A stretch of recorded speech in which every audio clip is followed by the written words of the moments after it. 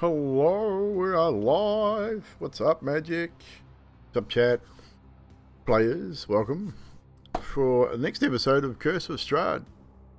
Wednesday evening D&D session. Episode 49 tonight. So we're getting, 3 away from the 52 episode, 1 year episode. Resub! 19 months, Baz. Awesome. Joey the Gamer, what's up? I got it right off the start, exactly. I usually screw that up royally. So, another 20 and we got 69? Exactly, Cam. Exactly. I don't know if you guys will survive that long. I mean, it could be a goal. You never know.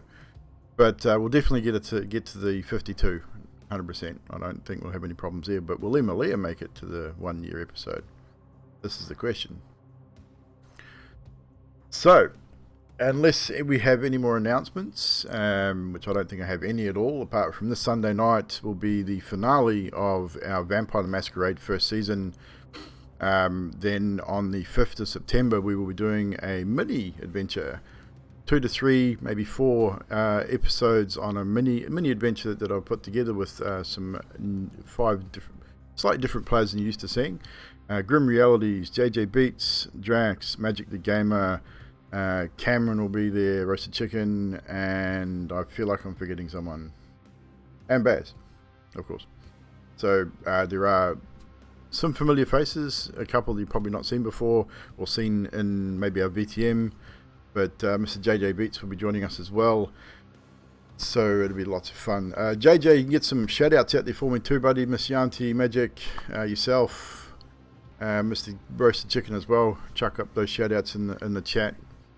So obviously most of us here are already following each other and supporting each other, but if you're new and you want to catch up with some awesome content creators, go follow these people in the shoutouts coming up. Yanti1 does D&D, she does gaming, she does map making, all sorts of stuff. I'm involved in her Friday night Stormlord's Wrath campaign, which will be this Friday. Will be our game back. We had last week off, so we'll be back this Friday for some more of that. A bit of a cliffhanger we ended on a couple of weeks ago, so make sure you tune in for that. It'll be a good session. It'll be brilliant RP. For those that were there, you'll know what I'm talking about. I don't want to spoil it for anyone else. JJ does a lot of, he does some reaction videos. He's doing some Vampire at the moment, the game Vampire, which is pretty cool. And Mr. Magic, the gamer, a lot of indie RPG games and bits and pieces over on his channel. So make sure you go check those guys out. Show the support as they show the support over here on Evil's channel. So without any further ado, we should get right into this and get ourselves started and get into tonight's recap. So last we left off, you had, as you continued wandering through the dusty abandoned halls of the Argynvost Manor, you found yourselves on upper floors, discovered a large hole in the ceiling. As you push further forwards, you find a figure sitting unmoving in a throne. Eventually, after some discussion backwards and forwards, he speaks and says, if you have come to free this land from the creature that feasts on the blood of the innocent, know this, there is no monster I hate more than Strahd von Zarovich. He slew Argynvost, broke the life of the knight I loved, and destroyed the valiant order of which I devoted my life. But Strahd has already died once. He cannot be allowed to die once again. Instead, he must suffer internally in the hell of his own creation, from which he can never escape. Whatever can be done to bring misery and unrest, I will do, and I will destroy anyone who tries to end his torment. And later on during that conversation, he also asks for you to essentially set Argynvost free and the order, the Knights of the Order, by returning Argynvost's skull to the mausoleum, essentially lighting the beacon of Argynvost, which is something you'd had heard about and now have a bit more understanding of. Then he firmly and repeatedly tells you to leave. Eventually, heeding this warning, you return to the front of the manor.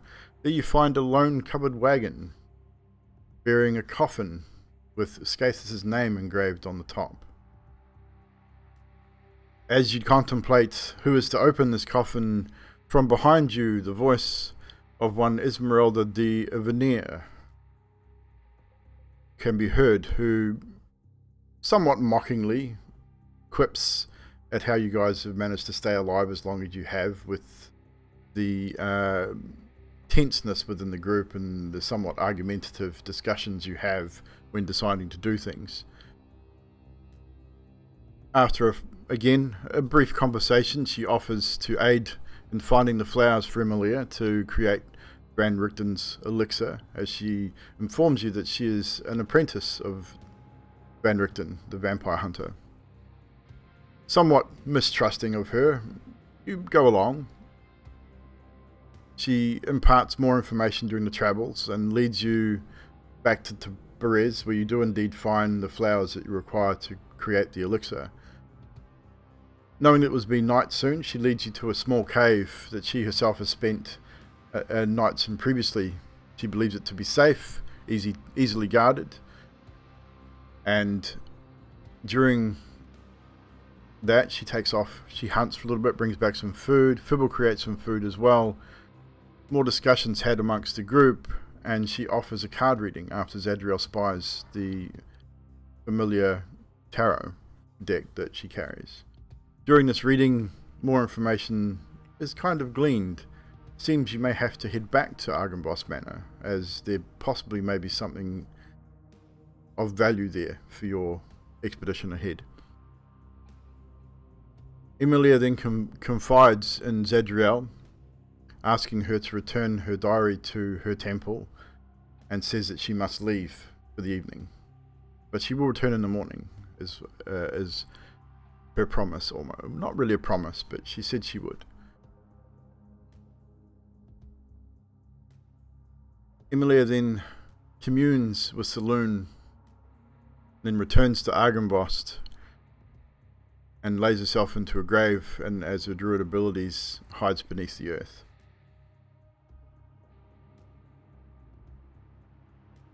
Addox swears, if she does return, that he would kill her. He was very adamant about it. A few discussions about watch. Esmeralda and Scathus took first watch, and then watches consecutively after that. Fibble has set his alarm on the front of the cave to aid with any potential threat. So we essentially, just briefly, this is what Esmeralda looks like. I did sort of briefly describe her, but she is relatively tall, well muscled for a young lady. Well, not young lady. She's probably in her 20s or 30s. Curly, long, dark hair. Very dressed more like a ranger, but it's a very fine-looking coat with a hood on it. Not orange as this picture depicts, but in a darker color. But very noticeable. The right leg. Bibblesip, you'd probably notice it more so than anyone once she's walking around in the cave and seeing her right leg is obviously artificial. Very well constructed indeed. Articulated at the knee and at the ankle to allow freedom of movement, and she only walks with a very, very slight limp when she walks on it. Something Fibble would probably appreciate. So, we now rejoin our cast as the first rays of sunlight, well, morning, not so much sunlight, start to fill the cabin. Switch over to Emilia briefly first before we hit the cave. So Emilia, you have spent the evening not in the grave as we left off last night. After about an hour or so, you emerge from your hiding spot and take refuge in the mausoleum of Argynvost and spend the remainder of the evening there. It's cold. It's marble, it's stone, not exactly warm, but the cold doesn't seem to bother you as much anymore. Not like it once did. It's early, maybe, not sure what sort of time, around 6, 7 o'clock. It's the sun is sort of only just really come up. And you now have a decision to make. As you ponder your friends, that pang of hunger, very strong this morning. You've had very little blood over the last few days.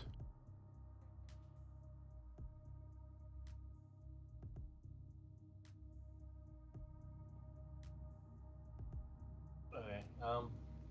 Emilia's going to sit with her back to the wall, holding in one hand the flask she got from Fibblestib, holding in the other hand a small flask which she had already, which was filled with blood. Yes. And she's going to spend a couple of hours just contemplating her choices. Okay, so we'll leave you there for a moment. We'll switch back over to the cave as I can't remember who was taking the last watch. I know Esmeralda and Skathis were first. I think Karnos was taking second. I think Zadriel might have been the last from memory. I can't remember. Decide amongst yourselves who may be awake as the final watch. Adok?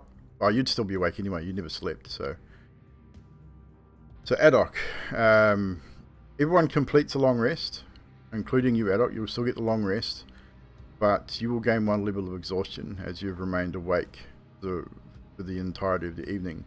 Emilia, based on whether you slept or not, is up to you. If you haven't, you will have 1 level of exhaustion as well. I would say if I could have got sleep, I would have. I don't know. It'd be up to you. Okay. I was going through her mind. Let's roll a d6. Let's see how we go there. So we'll roll a public d6 here. Odds, you slept. Evens, you did not. You did. Restlessly, but you gain a long rest. You do not gain a level of exhaustion. So anyone else who did not sleep would gain a level of exhaustion. So just bear that in mind. So Adok, we'll start with you. As you sit towards the front of the cave, I believe you said, just waiting and watching. Yep. Waiting for Emilia to return or not return, whichever the case may be. What else is going through Adok's mind at the moment? What else is Adok doing? As the rest of the group start to stir. He's just sitting there, just fiddling with his flute. Obviously not, sorry, my brain's thinking about something else. So, trying not to play too loudly, but he's, I'm fighting the urge to obviously fall asleep. Very tired, but I'm just thinking about Emilia, how stupid she is. A lot of things, really, just the memories that we had as a party. And just trying to, I guess, rouse myself up to know what I'll do if she does try and come back. Because he's still unsure. He knows what he says, but he's still unsure. Okay. Saying and doing are 2 different things. Definitely. As the rest of you now come to consciousness, Esmeralda is up and about. She's got a small fire lit in the mouth of the cave and has got water boiling, ready to make hot coffee for the morning. Turns to you, Adok, and says, did you not sleep? Ain't no rest for the wicked. Yeah? He gives you a raised eyebrow and a sly smile. Unwise not to sleep in a land such as this. But I understand. Coffee? Yes, thank you. And she continues her preparations. A little bit of rabbit and stuff left over from the night before, but she throws back on in a pan on the fire and starts sizzling it up. So we'll go around now as everyone comes to wake. Skathis, you come to consciousness. What is Skathis up to this morning? Does he want to talk to anyone in particular, or is he just going through his usual morning ritual? Usual morning ritual. Nothing specific at this point? No. Zadriel. How did Zedriel sleep? Zadriel would have read in the book and started thinking and fell asleep. She will wake up and kind of gauge the room, pacing back and forth until everyone's awake. You would notice Adok. You'd probably definitely notice he hasn't slept. He looks tired. Hasn't really moved from the position that he perched himself in before everyone else went to sleep. Whether you say anything or do anything at that point, it's up to you. We'll come back to that in a second. Fibblestib, you come to consciousness. What are your plans as you wake? The morning ritual, I think, go through my pack, make sure everything's still there. Pull out the lump of metal, show everybody. See everyone's reaction.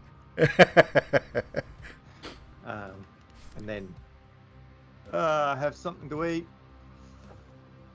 bio break and blah blah blah, and then go. So are we waiting for Emilia or are we just gonna kill her? Karnos should be awake by this point as well, I would imagine. Karnos would have slept awesomely too, because he has not so much a ritual, but alcohol always helps. He feels really good. Well, Fibble, your potion you're making, have made, you gave to her. How do we know if it's worked or if it hasn't?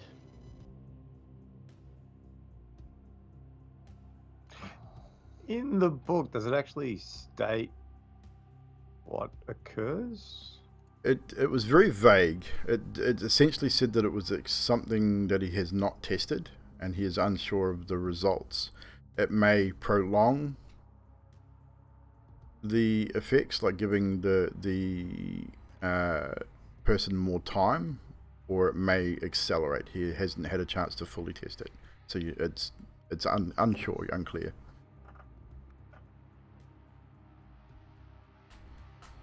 There's a 50-50 chance. And I don't know which way it could be. So if she does reappear, Adok, I guess we need to test her and prove she's not going to hurt us again. If she... The one thing about it is it's a vaccine. It's not a cure. The only cure would be to kill her. Or kill her sire. Either way.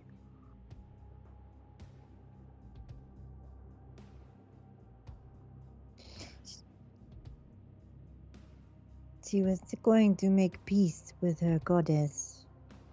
And I've been reading this, and her parents were killed protecting her.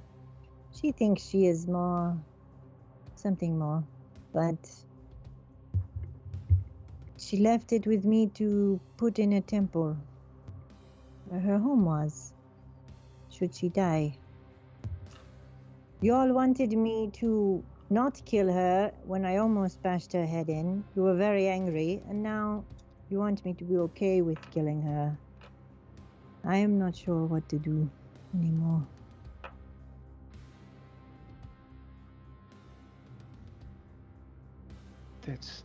That's very pointful. I think back at the time when you squashed her head quite a lot, she was far less beyond the point of no return than what she is now. Am I incorrect, Scathus? What is that what you think? Yeah, absolutely. Absolumo, what? Kill her or no?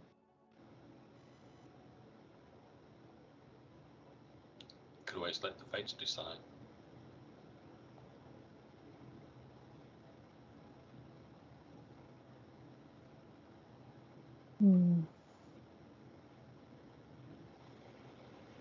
Doc, what do you think? Huh? What? Look, I don't know. I don't want to talk about it, right? Who cares? She's gone. That's all that matters, right? Screw it. May I offer an opinion? As Esmeralda sort of sitting back, watching and listening. You guys talk back and forth. Go ahead. I have a little more understanding of what is going to happen to your friend. I have seen this many times. While I was training under Van Richten and since I've been here in Barovia. Your fear is warranted. What is happening to her is inevitable. It will happen. It's only a matter of time. Van Richten's elixir may or may not slow that down for a short period of time, allowing her to say her farewells and possibly keep you going a little longer than you would without her. It is possible, but when her body dies, and it will, she will no longer be your friend. You will be nothing but food to her. You will have no control. In fact, she will be under his control.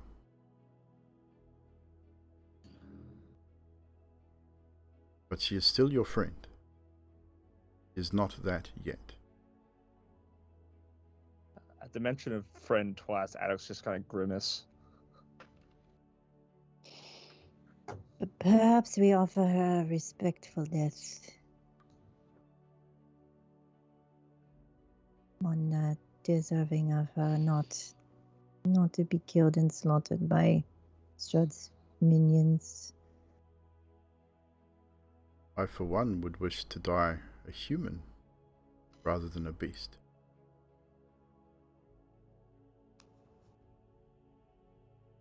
That is all I will say on the matter. And she exits the cave and just stands outside to leave you guys to discuss it further.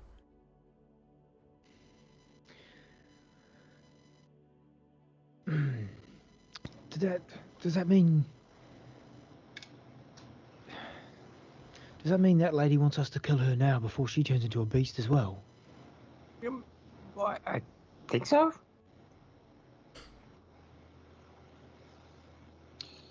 We could always take a vote. I had a dog once. Scafus, you might want to. I don't know if you're not into stories today. Maybe you want to take a walk. But I'll be fine. I had a dog once, right?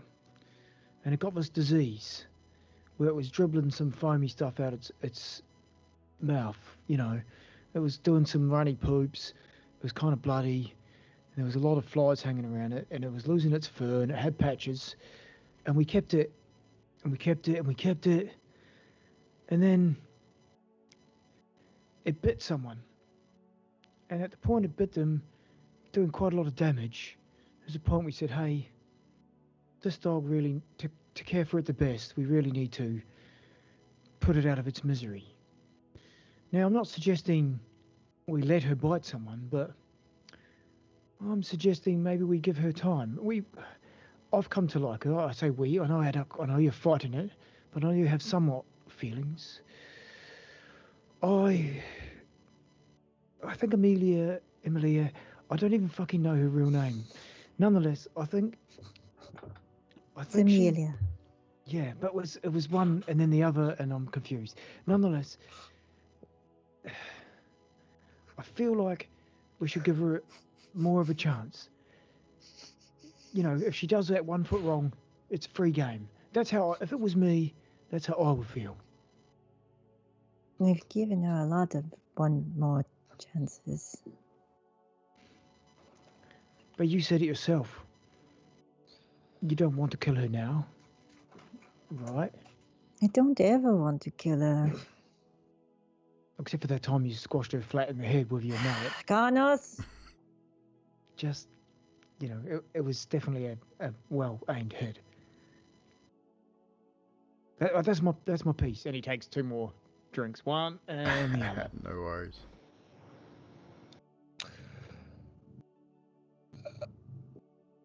Adok is gonna get up and walk over to Karnos, and extend out his hand, just as Karnos is taking a drink from his flasks. And Carlos puts the 2 flasks in his hand. Adok's then gonna take out his water skin, completely empty the contents, and start filling up his water skin with the flasks. Hang on. Oh, Zadriel could have changed that water into booze. Yeah, right. Well, I don't know. I like yours more. It's the same. She turned my water into booze. But it's okay. You can take it. I'll get some more water, and she can make me some more booze. Yeah, great. You do that. Yeah. Hey, help yourself. You look like you need it. You look like crap. Are you all right? Yeah, mate, I'm fine. And then when he's done, he's just gonna hand the 2 flasks back. No worries. So we'll leave that there for a moment. Let's switch back over to Emilia. So Emilia, you've been sitting there now an hour or so, contemplating, holding the 2 vials up. You can, even with the lid sealed on the vial of the elixir that Bibbles made, you can still smell it. The stench is pretty bad.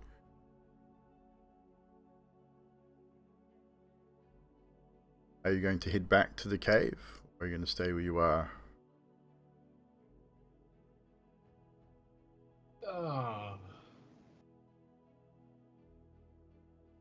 Yeah, I guess I'd get back to the cave. Are you going to wild shape and head back in bird form? Yep. Okay, so you wild shape back into the giant eagle, I'm assuming. Yep. Emilia, you got a luck as well. Grim. Oh, thank you, bro. So yeah, so you look around, put the vials back into your pocket or into your pack, wherever, transform into the giant eagle and go skyward. Again, breaking the surface of the clouds, and actually, for the first time, seeing the sun. Kind of harsh, you don't stay there long. Doesn't burn, but it's not comfortable. That sunlight hitting your feathers just doesn't feel right. You dip down back to the cloud cover, back into the gloominess that is Barovia. Takes you about an hour or 2 to reach the cave, but eventually you can see it hovering above. You can see the mouth of the cave. As you fly around, you'd have enough of a perception and eyesight with an eagle. You would probably see a figure standing out the front.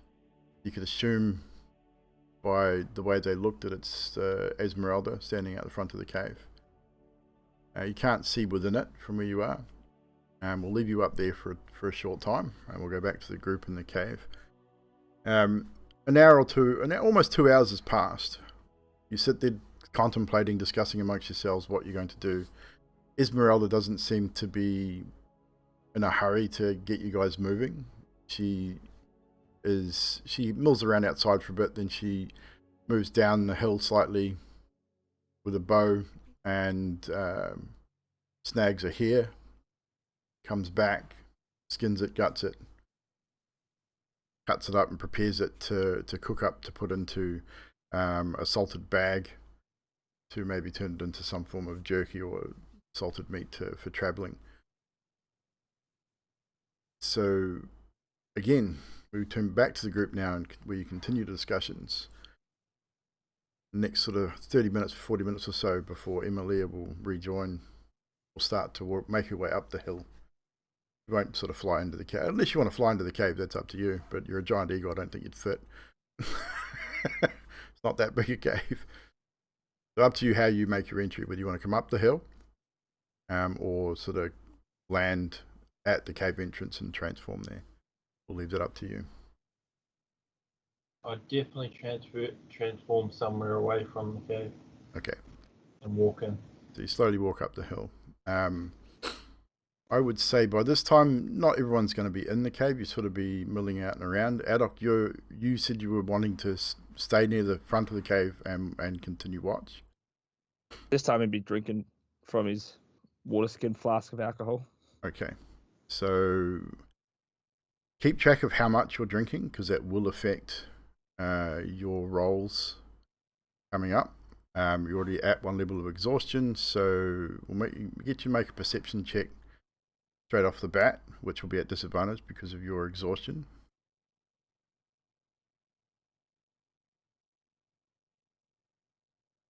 Okay, so first one was a 19, second one was a natural 20, so 18. Oh no, 20, dirty 20. Dirty 20, plus that's one. still pretty good.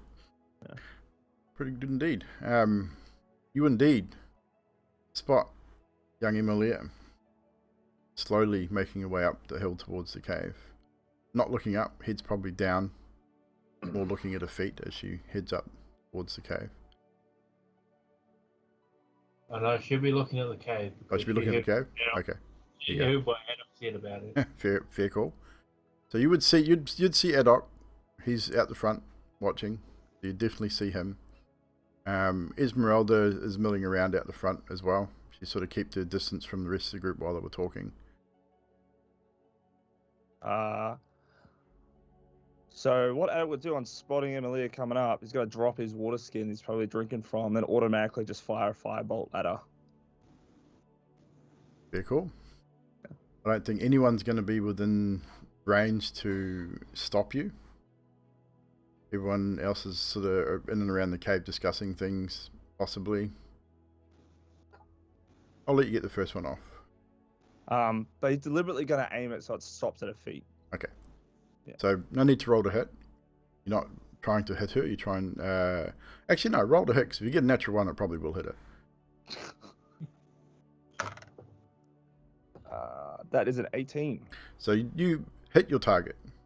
So Emilia, you see Adok raise his flute, I'm assuming? Yep.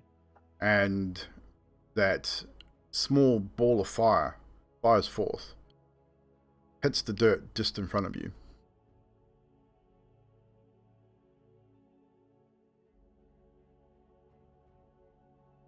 What is your reaction?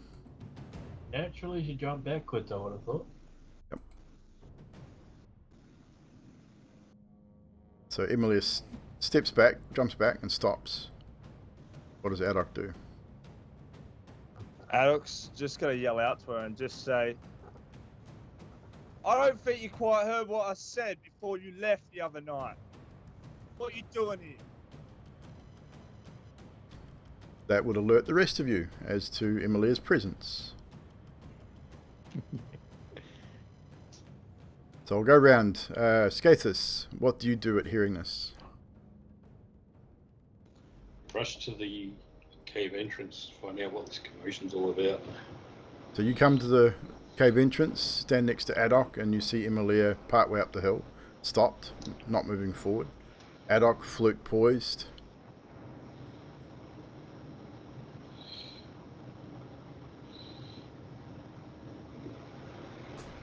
Adok, take it easy. No, I'm not going to take it easy, Skathis. What you all don't seem to understand is how bloody dangerous these frickin' woods are and what she is and the choices she's made. Alright? It was very crystal clear. And we could have left you in the woods when we found you. Yeah, right, okay, you could have done that, didn't I? But I made a choice to stay with you, haven't I? No, we could have left you there. This is beside the point. You don't make any bloody sense, mate. I made a choice to stay with the party. I have not betrayed you at any point that I was aware of.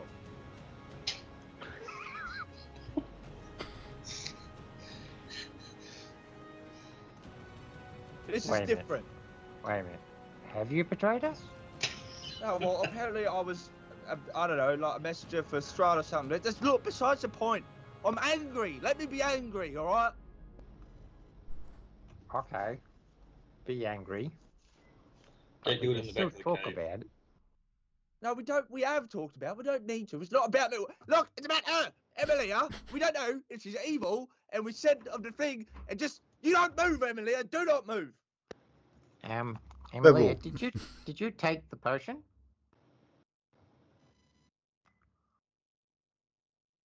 The Fibble calls down to you, Emilia. I took it when you gave it to me, but I haven't drunken it. Why not? Because if I took it when I was somewhere else, if I drank it when I was somewhere else, you could just say that I just poured it out and not seen it. Right. So drink it then. Trial is going to move to stand next to Emilia. You're going to move down the hill to her? Zadriel Position- moves past you guys and starts moving down the hill. I'll position myself between Haddock and Emilia so he doesn't get another shot off. What is your reaction to that, ad hoc, as Gaithus steps in between you? Scapers, you're gonna start to feel an intense heat coming from the flute, like a very, very strong heat. And Scapers, Adok is just gonna look you dead in the eyes and just say, "Mate, if you do not move, I will burn a hole through your chest to get to her." I Roll, feel roll intimidation. I feel Carlos will stand beside Adok. Yeah. As he's saying this, and I'll finish after he's rolled. Yeah. So for That'll- I got a 19. Disadvantage, remember. Oh yeah. Whoop. Okay. Okay. I got a 10. The 10. Yeah. You can see the intent in Adok's eyes, definitely, but you're still, with a 10, you're not really worried by his threat, but you've been traveling with him long enough. You can see that he means what he says, but you're not threatened by him, but you know he would probably do it. Up to you how you react to that. You're not easy. Skathis wouldn't be easily intimidated. Stand my ground. Okay, you stand your ground. Kanos, step up beside Adok. Yeah, I get down on one knee beside him, just in a crouch position. I say, "Listen, mate, I'm with you on this. We've talked about it, but let her drink that potion. Let's see what happens first.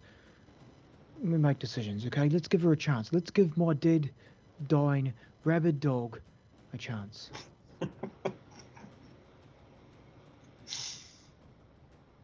And from that, I go, wait a minute. You were talking about Emilia through that entire story? I thought you actually had a dog. No, I had a dog. It was a comparison. You know, Fibble, you need to pay more attention, not just to physics and maths and science, but you need to pay more attention to what people are saying sometimes. No, see, I thought you were talking about her being a dog because she's a bit of a bitch. So, just putting two and two together. But, No, I actually had a dog. what was his name? His name was Bow Wow. You called your dog Bow Wow? No, I was a child. My mum named it. We don't get the choice. Your parents name it. You don't get to choose. We called him B-Dub for short. B-Dub. Well, that's a Yeah. bit cooler. Yeah. B-Dub. Double B-Dub. Drink, Emilia. Drink the fucking potion. Why are we drinking Emilia? Zadriel.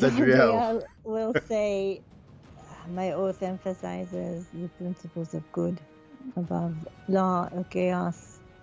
Kindle the light," and I'm going to keep reciting Okay. as I'm walking. So we have a scene here. We have Adok and Karnos standing next to each other. Bibble's moved to the front of the cave as well. Esmeralda's moved herself off to one side, just observing, not saying or doing anything. Skathis has stepped in front of Adok. Adok is essentially holding a firebolt, I'd imagine, on his flute, or he just heated the tip. Scorching ray. A scorching ray. So you're holding a At a scorching third ray. level. Yeah. So you are holding a spell. Emilia, you see Zadriel slowly walking down the hill. He's muttering to her. Is it under your breath, Zadriel, or are you out loud? Out loud. He's reciting what you would assume would be something personal to her. Maybe you probably heard him say similar things before in the time you guys have been in Barovia. What are you doing? Or what do you do?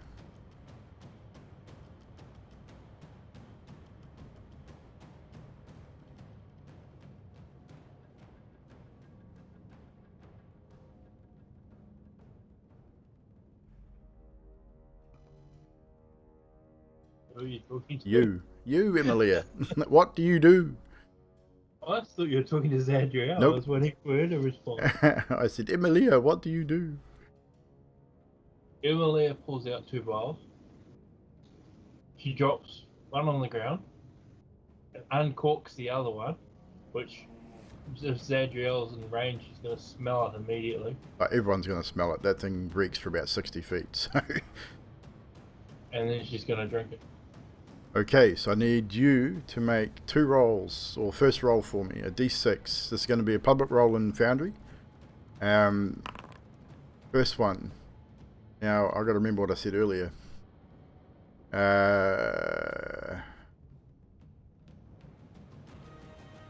I believe that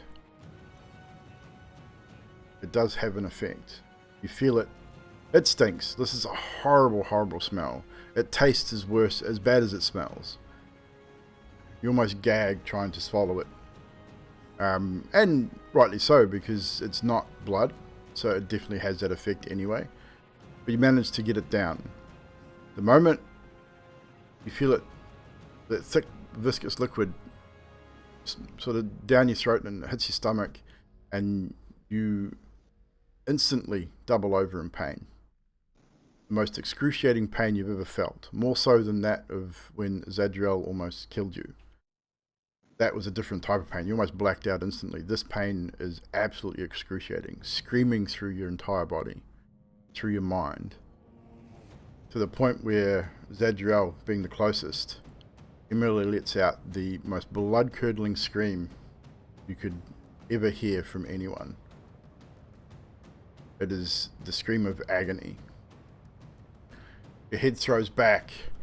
You see her eyes roll over white. The gums very bright red and bleeding as she clenches her teeth so tight that the gums start to bleed. Emilia, I need you to roll another d6.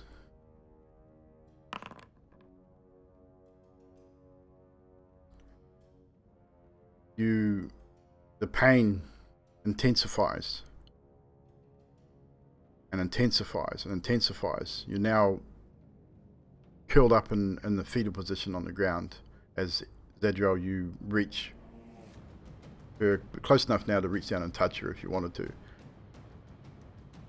Do you reach down and touch her? Hair's sort of all over her face. You can't really see her face, but she is just, and you can hear her.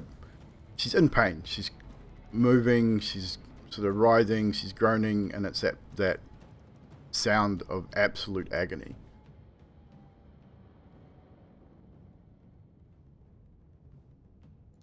Zadriel is going to keep reciting, where life lords stand against the forces that would render it barren. And I look at Carnos and I motion them all to come closer for protection, basically. Yeah, I move closer and I try to repeat what she's saying. Okay. As you, the two enlightened start repeating, you start repeating her vows or your own? No, I don't want to mix it all up. I've got my Okay. own started, but she's given me hers before as Okay. well. I've got them on a scrap bit of paper. So I'm sort you of start running it with her. You start repeating with, or start citing with Yeah. Zadriel the tenets of her faith. You watch, who else moves down? Sybil starts moving down as well. Scathus. Yeah, I start moving down, but keeping a close eye on it at the same time. Adok, do you move down as well? Or do you stay where you are?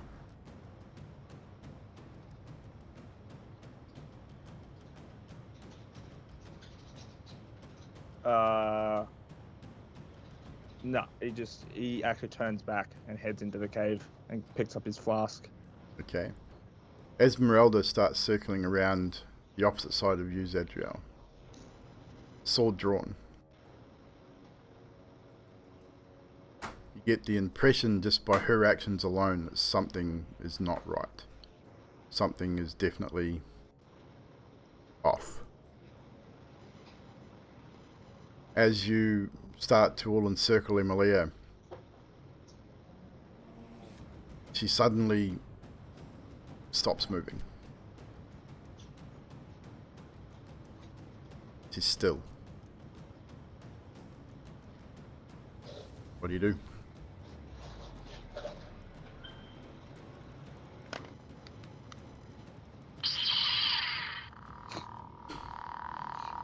Karnos draws the sun sword from its scabbard, and it ignites in the radiant I just energy and wait. light. I just wait in a readying position. Likewise. I'm going to take my hammer. Drex's picture. Sorry. So you just ready yourselves for what Yeah. possibly comes next? 3 or 4 minutes pass, no movement. You can't really see her face. Her hair's plastered over her face with sweat, and as if someone who's been in extreme pain, they sweat heavily, so her hair is plastered over her face. You can't, it's really heavily obscured, but she's unmoving. Another 2 or 3 minutes, no movement. Another 5 minutes, nothing. I bend down, put one hand on her shoulder. Emilia. As your hand touches her shoulder and your skin touches the exposed skin of her shoulder, it is ice cold. She's still unmoving. And I'll come back. Is she dead? I'm not sure. Felt like dead. Very cold. Ice cold. Jax, roll a d6 for me again, please.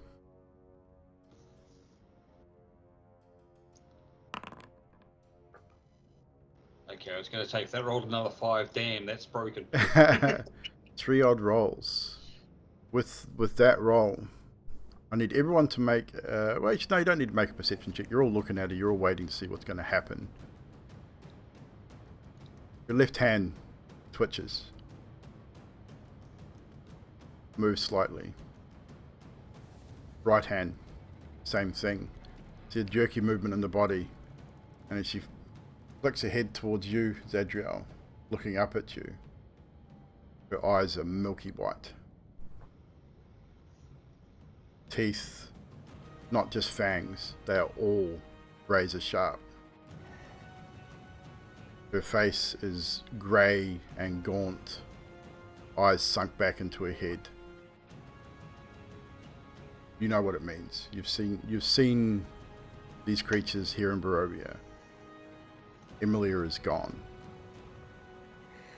I say, where life flourishes, stand against the forces that would render it barren, and I smash my hammer down. Do you add anything to that attack? I add Divine Smite at the highest level and say, I'm sorry, friend. No need to roll for it.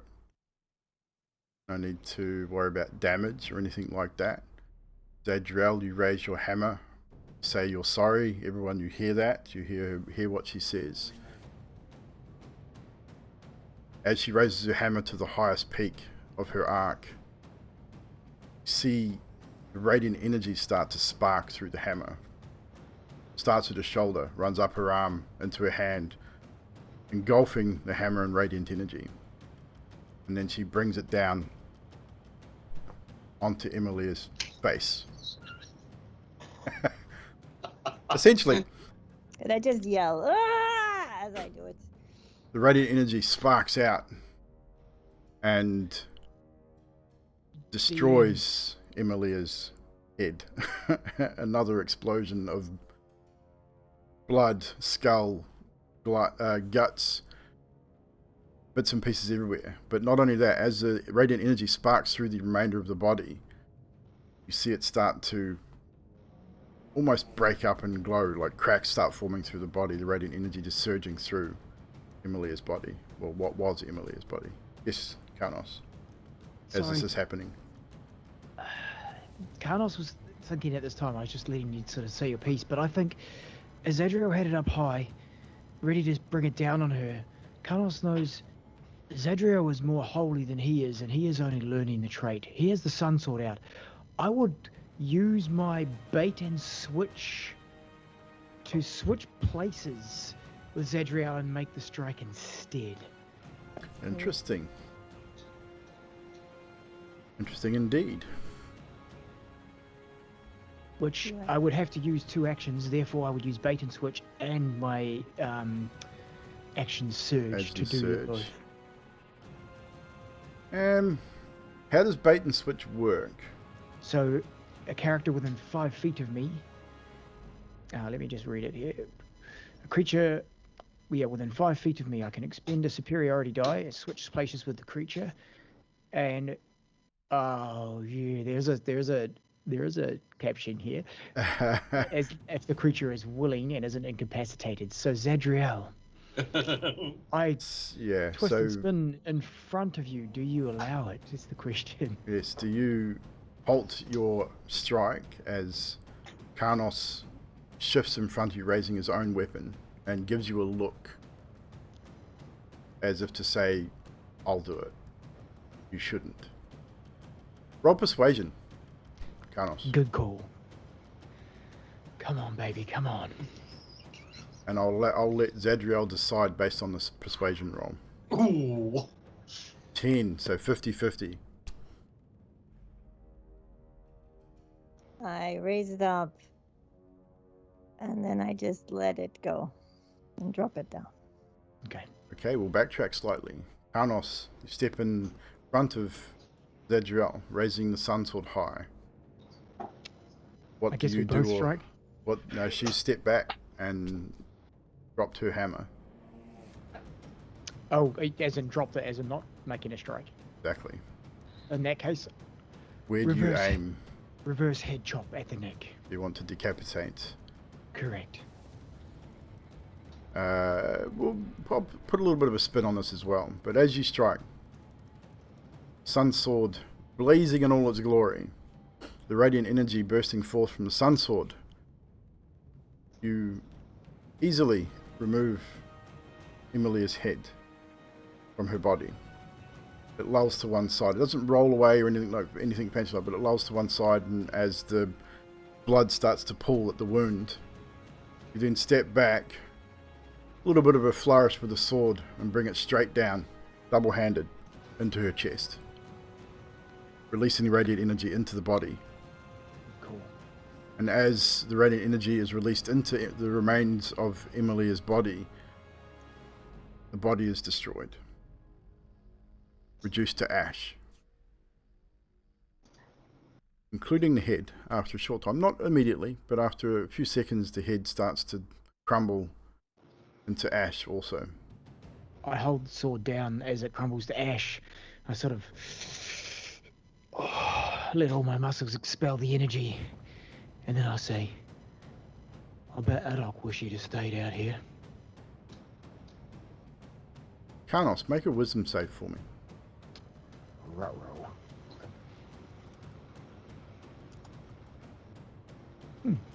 16. See, not bad. While you have an almost instant feel of guilt come over you, it's not as bad as you thought it might be. You get the sense that yes, you've just killed an innocent, but you've also freed her from something probably more horrible. Zadriel, make a wisdom save, please.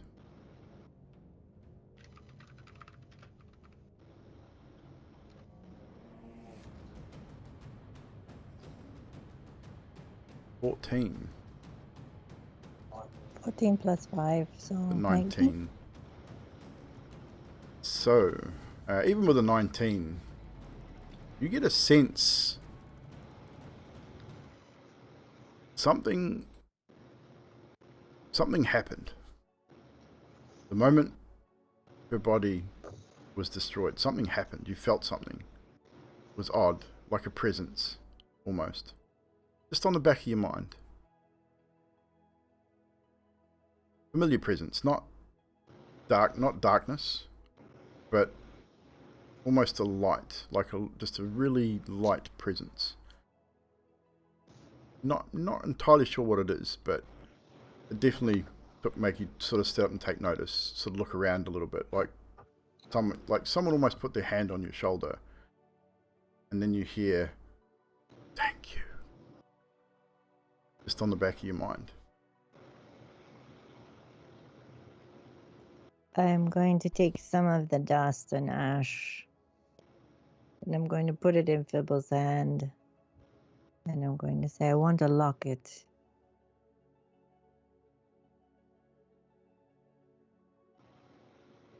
Locket of what? Dust? Yeah. Can't make a locket from dust. Make a locket, Fibble. You want a locket to put the dust in? Yes. Okay. I think I got some metal that I can use. Oh, no. I just hold my hammer and stare at him. We're going to leave you guys there just for a moment. Haddock, you walked back into the cave. You sat down, started drinking. Yeah. You would have heard the radiant energy release from the sun sword from where you were. Probably couldn't see exactly what went on and what's happened, but for a split second, in the darkness of the cave to your left, you see an image. It's a young woman. Young woman that's very familiar to you, wearing a wolf mask. And she looks at you through the eyes of the wolf mask and just raises a hand and disappears. Adok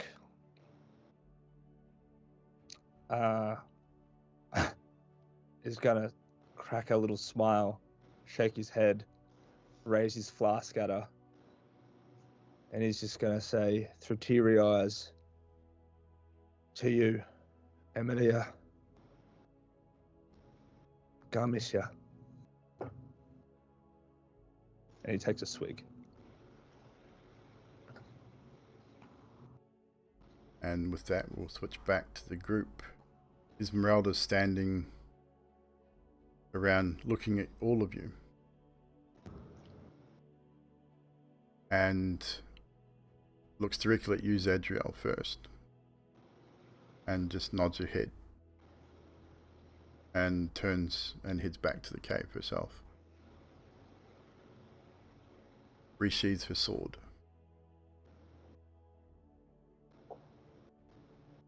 What are you guys doing?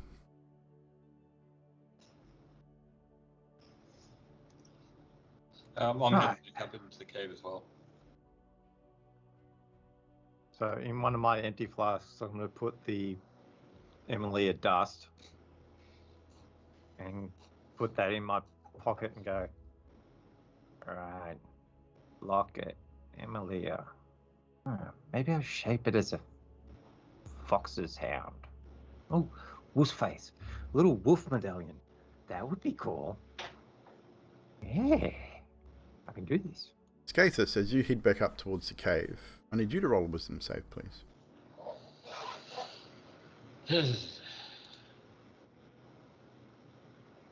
11. For the first time in a long time, feel lost like you've not felt it before. As much as Emilia freaked the hell out of you in the time that you've spent together. There was a little bit of a bond there, probably more than even Skathis is willing to admit. And knowing she's not there anymore definitely has an effect on you. Probably not as deeply as others, but not so much guilt, but just that sense of Loss. what could have been. Like, you possibly could have been good friends if circumstances had been different. And for you, death is something that is not taken lightly anyway.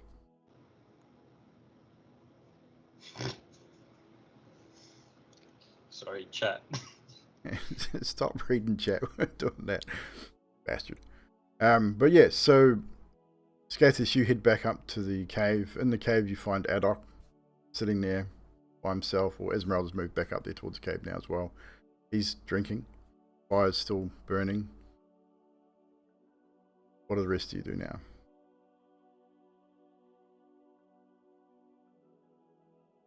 Karnos would stay at the ash for a moment, let Fibble or whoever do what they're doing first and come back to me if you like. Okay. Zadriel?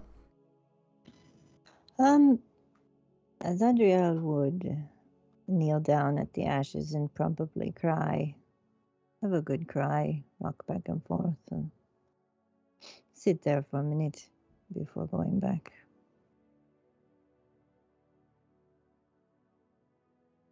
Right, so as eventually you all make your way back to the cave.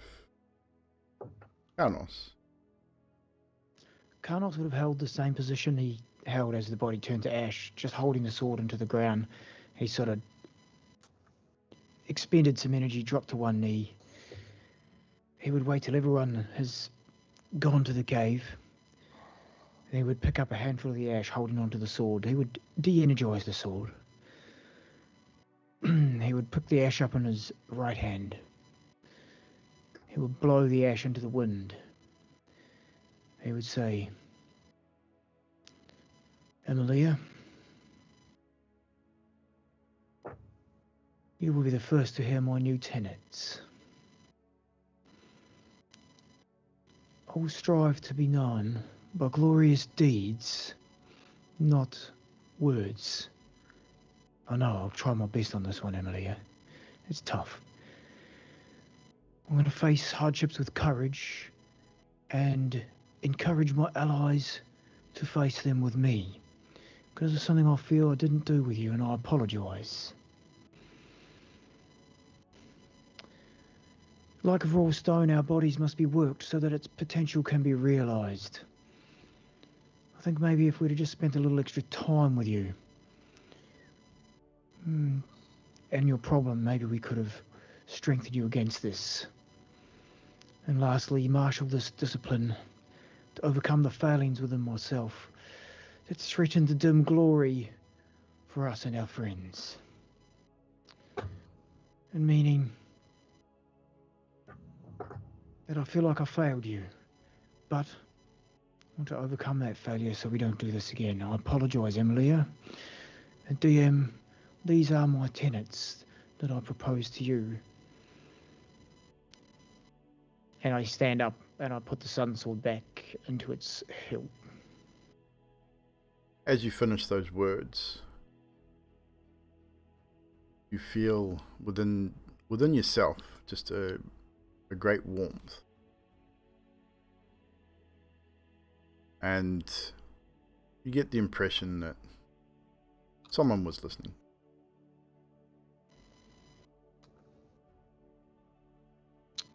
Cool. Right.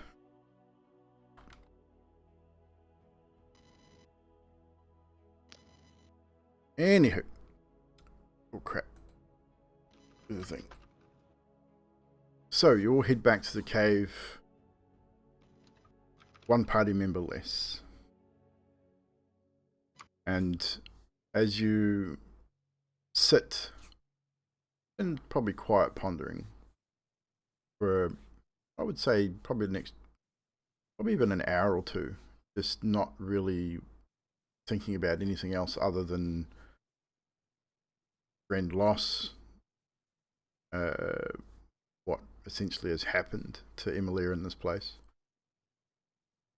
Zadriel, thinking back to the diary and the promise that you made to deliver it.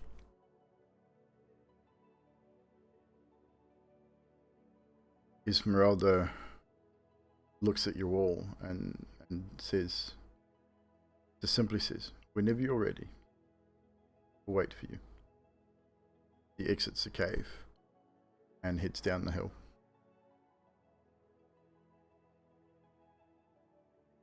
Leaving you all in the cave on your own.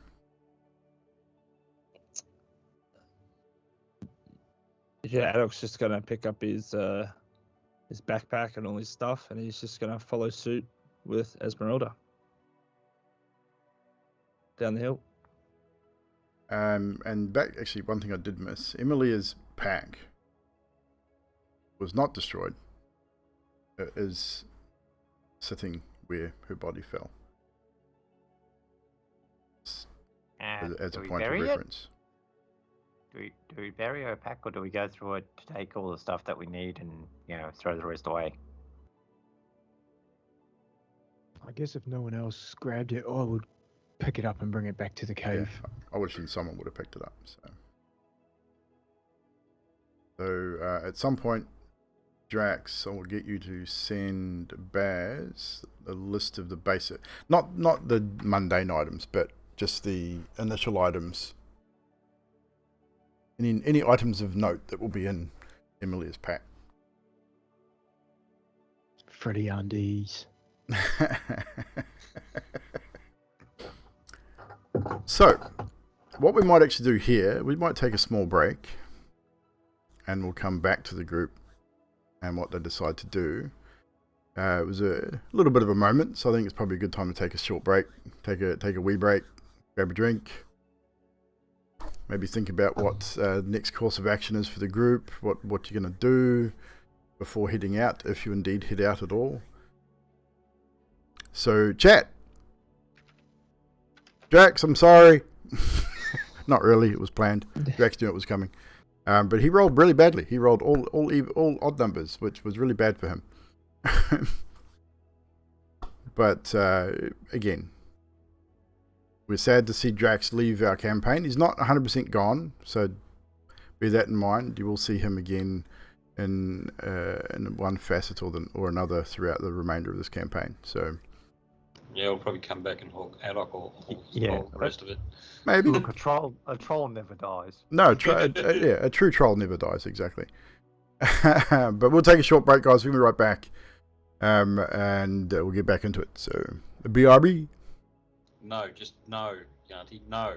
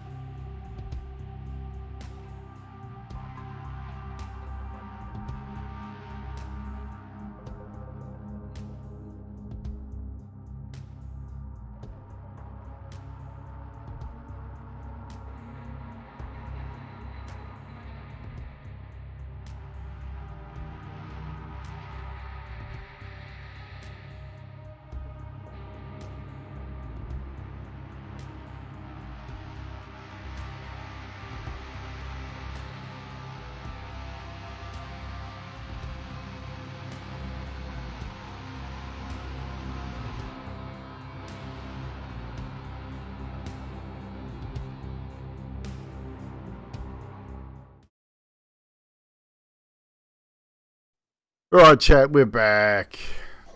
Cheers for hanging out with us again, guys. Appreciate it very much. Bit of a moment there from which will carry on throughout the rest of the campaign.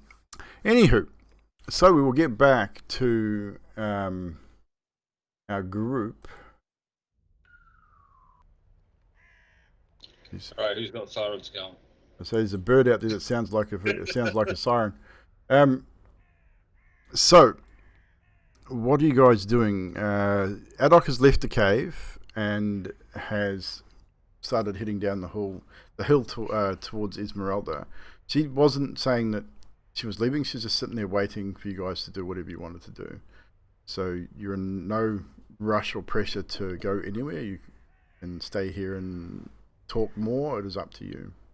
So I'll turn it over to you as you continue whatever it is you want to do at this point.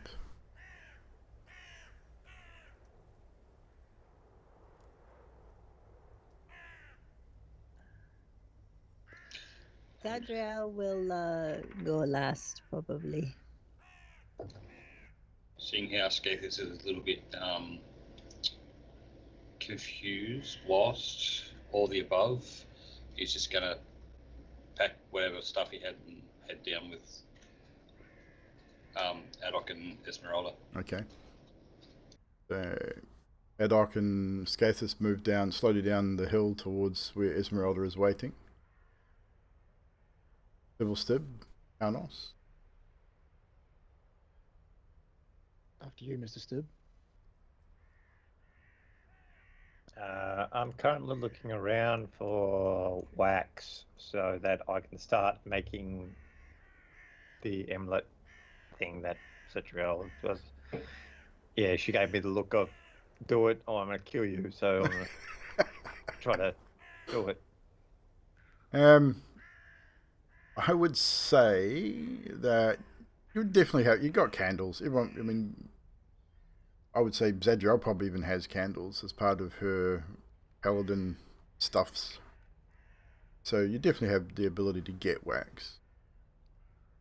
Obviously, you won't be able to. You wouldn't be able to make anything while you're walking. You could probably tinker some basic stuff, I think. Well, I'm thinking I need a cube of it so I can start shaping it. The wax figurine, so I can make then make a mold. Okay. Yeah, melt. I'd say you probably be able to carve that while you're walking. It would reduce any perception checks you had to disadvantage as you're concentrating on that. But my perception is shite anyway, so I don't think this makes sense then. Karnos. I would have, because I dropped Emilia's pack on the ground and everyone walked out, and I was like, don't know if I can carry this, guys. I mean, I can carry it, but it makes me a bit uneven. Wait a minute, what's in it?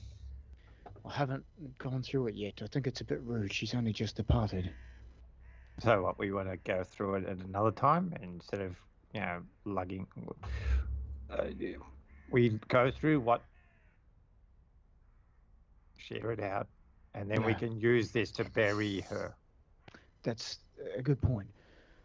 Also, I don't know about the others, but are we going to head back to the ruins to see what we may have missed? That was the idea the reading gave us, right? Yeah, I don't know about that. That guy was pretty straightforward of, leave, go do the thing that I wanted to do, or I will kill you. Kind of thing. Yeah. I mean, it's all good, but we can just avoid him, right?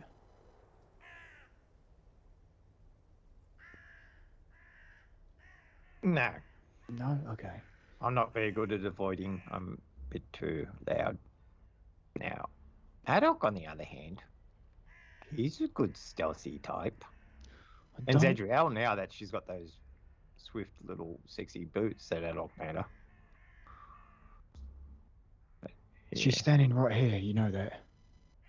That's really gross, Fable. But, if there's anything that I can give to the shrine for her pants, I will. Yeah, I mean, she did ask you. Here, you take it. Maybe her wolf mask or something. That was her father's. So, Zadriel, would you do me a favour? mm, And I'm using my water skin to top up my flasks, and I'm like, can you do your thingy here, please? I'll appreciate if you would. It's, Adok took the rest of what I had. what would happen if you stopped drinking?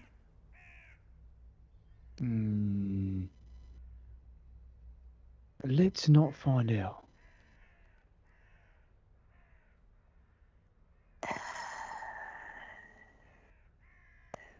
Please. Honestly, it's... we can walk and talk. Come on, I'll tell you on the way. And we're walking and talking. Come on, Fibble. And I sort of give her the rundown, like, look, if I don't drink, my hips give me pain, okay? It's kind of what it is. My hips, my back, my pelvis, everything that got hurt in the accident. I will do this for you until Fibble remakes you. Yes. Don't know if I'm so keen on that. We've been up and down with this. You've been up and down with Fibble on it? I mean, you know, he mentioned it, and I assume we got to Esmeralda and Adok and Skathis by now. By now you would have, yeah. Okay, cool. Yeah, him and Adok were deciding to make me, what did he say, better. You explained, Stib, I forget. It's beyond me, it's too science. I'm gonna eventually turn you into a warforge. You'll like it, because, yeah, they never sleep. Well, they do sleep, but they never sleep. They're fully made out of metal. You won't have to worry about stuff being, thrown on you.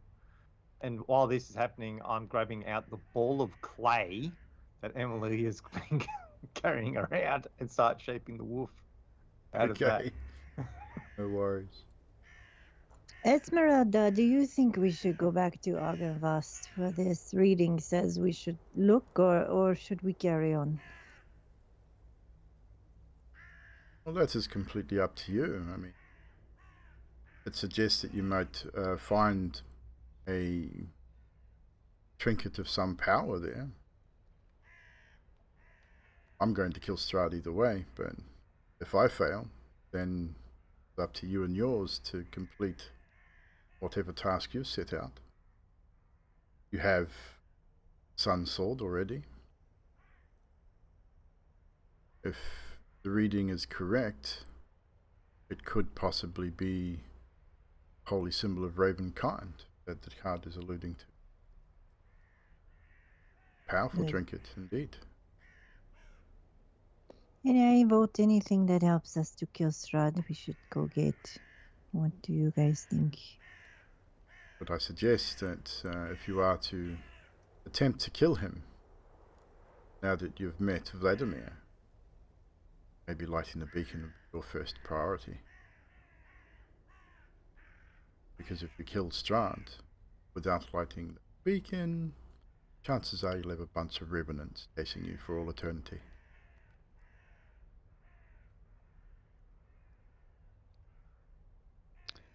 I think we'd sort of decided that too, that the beacon was a good idea, right? I understand that trying to get into the castle is not easy. I've done it once. I can show you where I got in. But it is a maze. A large, large place. Many, many corridors and rooms and traps and all manner of things. It's almost as if it is alive. Easily getting lost. Don't know where you're going. But as it seems Miss Zadriel has intimate knowledge of the castle, it may be slightly easier. Make your way into it and retrieve what you wish. But again, this is Strahd's domain. He is at his strongest within the castle. Go during daylight hours, where he is not as strong. He does still sleep during the day, after all. He can appear during the day, as you've probably seen already, but he still sleeps. Just like everybody else. Just, of course, during the day, not in the evening like the rest of humanity. I'm here merely to guide you in a direction that might best suit you. My travels lead me to Kresk. If you wish to accompany me there, you are most welcome. If you wish to head back to Argynvost, I can travel with you there, but I then will continue my way towards Kresk. And if you decide to re-enter Argynvost, I may meet you at Kresk in a few days' time. Not hard to find on your map. But I believe the abbot may have a way for me to end Strahd quickly. Yeah, but where is he? Where's the abbot? He's in Kresk. Are we going to Kresk? Or are we going back to that other place and then going to Kresk? Because we now only have the horse that Zadriel can muster. So people are going to be walking again. Actually, Adok. And I take a bit of the ash that I sort of got on my hands from blowing it to the wind, and I say, Adok, can you... I think if you take a bit of this ash, you might be able to cast a being like she used to do. Is that not how magic works? God, I wish it was that easy. You know what? Yeah, that's exactly how magic works, Karnos. You got it right. Fantastic. Well done. Although, it's just how my magic works. Can't use that. And frankly, I don't want to use that. Thank you, though. I thought like an ingredient of something that could do something was what it... I don't really know what's still on my hand. I thought I blew it away, and I sort of wipe it on my pants.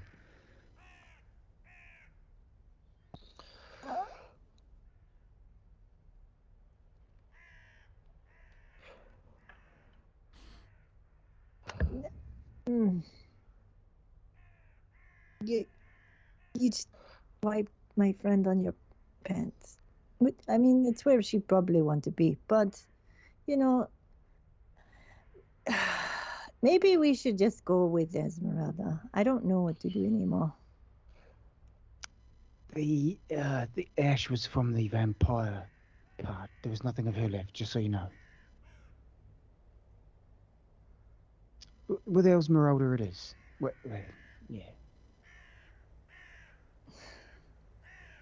Doc, are you okay? Yep. You want a hug? No, I'm dandy. Look, we are wasting valuable daylight, or whatever the hell. It's not really daylight. We should get a move on. So, what have you decided? Are you heading back to Argynvost, or are you going to accompany me to Kresk? Probably safest if we do head with you to Kresk, to be honest. Look, I don't know about the rest of you, but the moment we light that beacon, probably symbolising that we're ready to take a stand against Strahd. And at the moment, we're just going to end up dead if we do that. So maybe Argynvost and lighting the beacon, not a good idea. Going in a castle, also not a good idea because, well, yeah, we'll end up dead. But if the Kresk and this abbot, funny looking fella, I do have a bit of memories about him. Oh, he's quite mad. Oh yeah, but if he's got some way to help us, It's more what he has in his possession that I'm looking for. I believe Strahd may be visiting the abbot soon. I wish to be there when he does. Right. Well, of course, up to the rest of the party, but can't just stand around here and do nothing.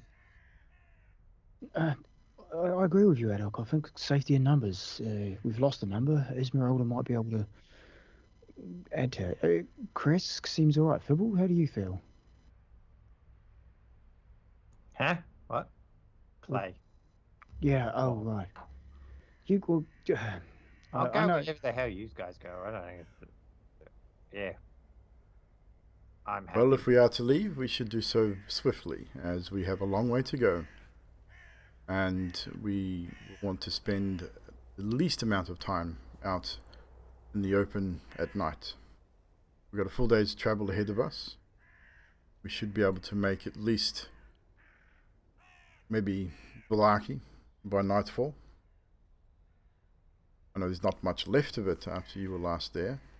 Again, not entirely your fault, but at least it'll be shelter for the evening.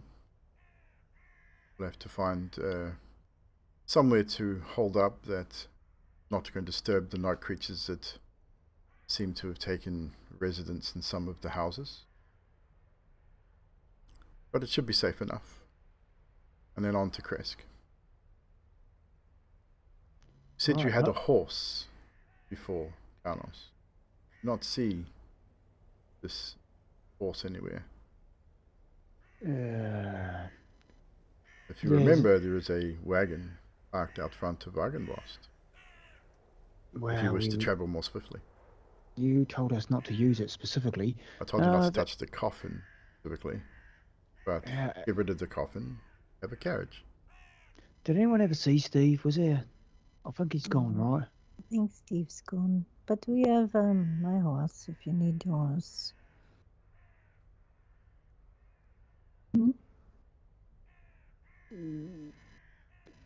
Okay. Yeah. Where is this horse that we have? I summon with my find steed. I summon my horse. Oh, And that is he an ability, appears. is it not? Not exactly Does it what still I look thought. like a dead horse? Oh yes. Yeah. Interesting. The Barovia is affecting your magic as well, Yes. like many others. But nonetheless, if we can make our way to Argenbost, it'll take a couple of 3 hours, but we'll get there. Take the carriage and we'll speed our journey. And you head out, crossing back over the river. And if I can, why can I not? There we go. Crossing over the river back towards the Berez ruins, back onto the old dirt road as you head northward towards where Argenbost was. Back through the trees and the forest once again. As you move up this road before heading into the tree line, about looks to be a couple of 100 yards up ahead, you see a wagon. 2 horses drawing it. A couple of very colourful figures perched atop it, slowly moving towards your direction. Adok, you would know, actually you would all probably recognise the style of wagon. Very much of a Stani wagon.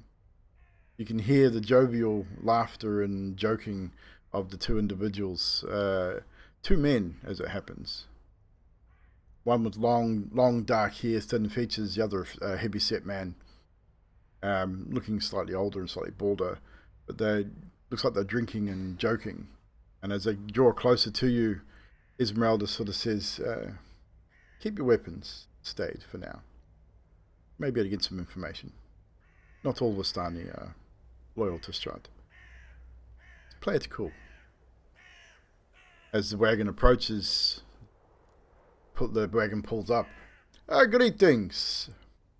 Fine morning here in Barovia, as he gives a bit of a sly smirk, knowing full well that it's not.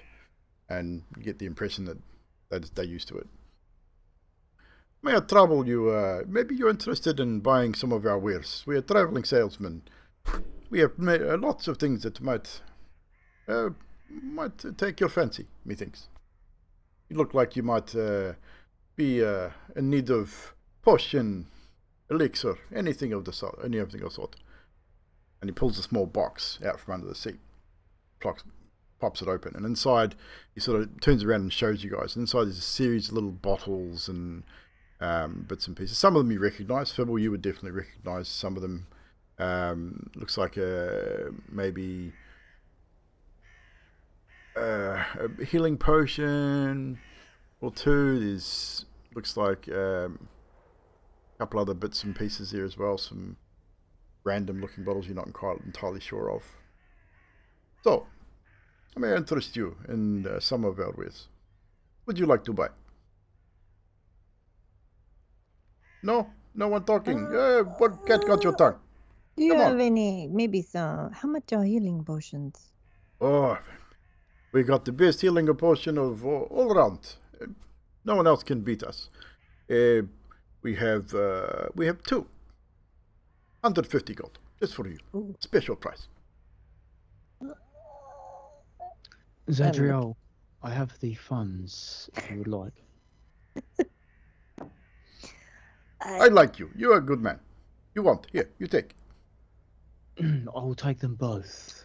And he hands over both the potions of this standard healing potions for 150 gold. God knows, you're supposed to barter. Oh, he barters wonderfully. It is good. It is good negotiator. I like you. We negotiate more. I give them the money and I hand Zadriel the 2 potions. Anything else? We have look, and he pulls out a bottle of potion of invisibility, invaluable for sneaking around when you were not wanting to be seen. I'll We pull have one out. 2 of those. Got one. Don't need But you need 2 more. There's more than one person in party. You need more. Special price, just for you. Do you have carts? Do you know where we could get our own carriage like you have? Oh, you visit Vistani, south of Valaki. They sell you carriage if you wish. Best carriage in all of Briofia. Don't know if you have gold to pay for it though. Expensive. Probably not. Do you have anything like bravery for the little friend over here? And I pointed at Yes, him. of course. We have all sorts of. He rummages through and he pulls out a little bottle of brownish liquid. This will make you feel strong and brave. Last for an hour. 500 gold. Leads into Carnos and says, "What about their car?"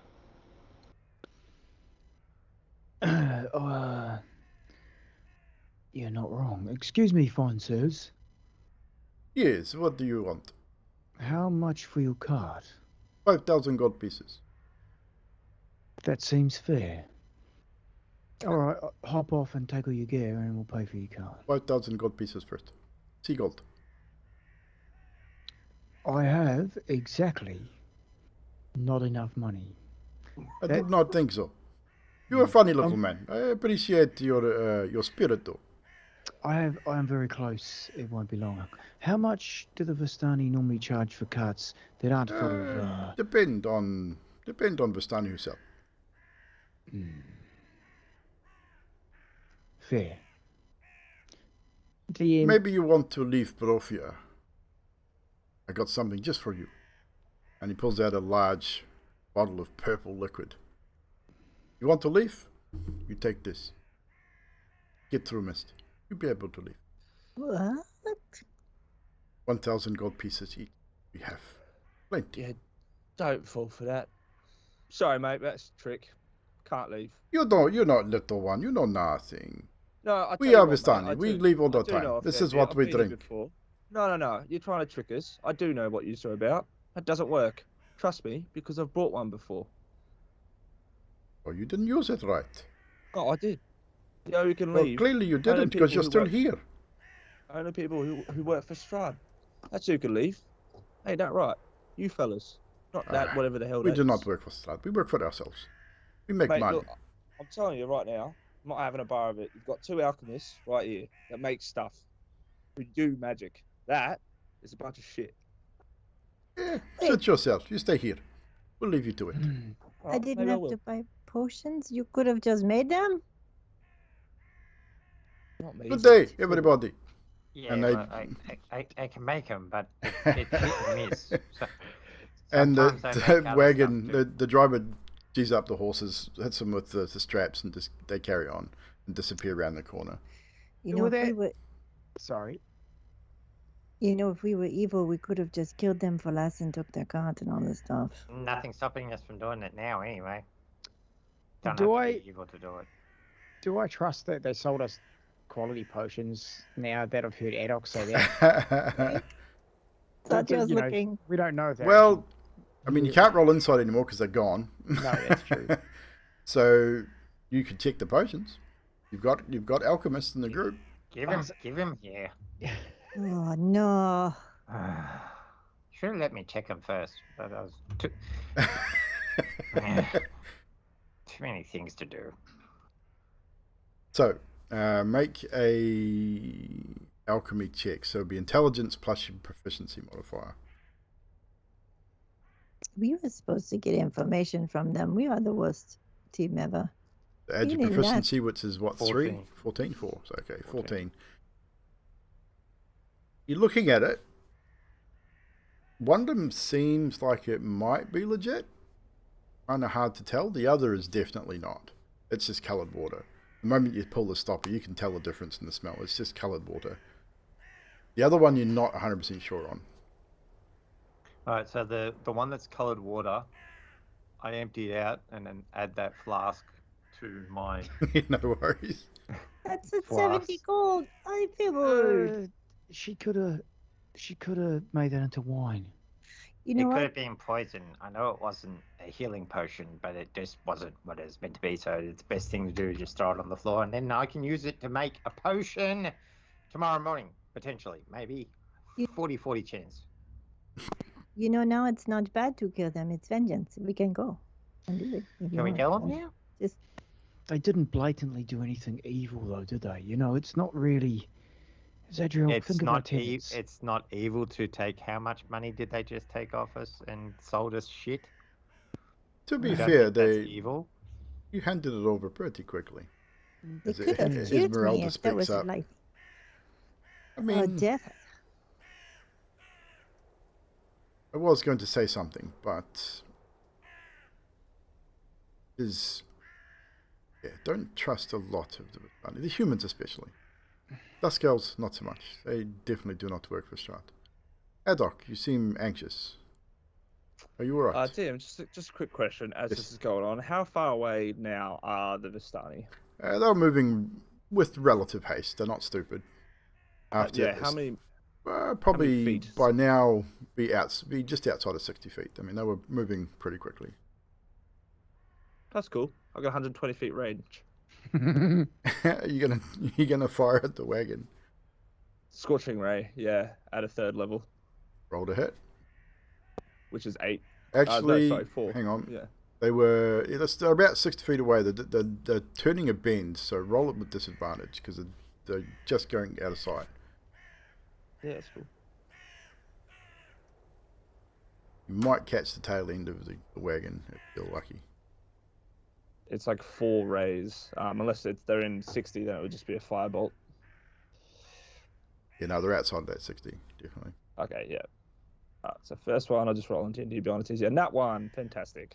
It strikes a tree just to the side of the wagon, which is enough to twig them that something's happening. One turns, looks back, and see the driver give the reins a whip again, and they pick up the pace. Second one was 18. That will strike the wagon. Roll damage. For 9 damage. 9 damage. It doesn't catch a light, but is definitely taking damage on the rear quarter. I'll give you one more ray. The 4th ray they'll be out of sight by the time the 4th ray comes. Okay. And the last ray was a 13. 13. I'd say that would strike the wagon as well. Roll damage. Okay. 10. Right. Oh, plus a D8 because I'm using my arcane firearm. No worries.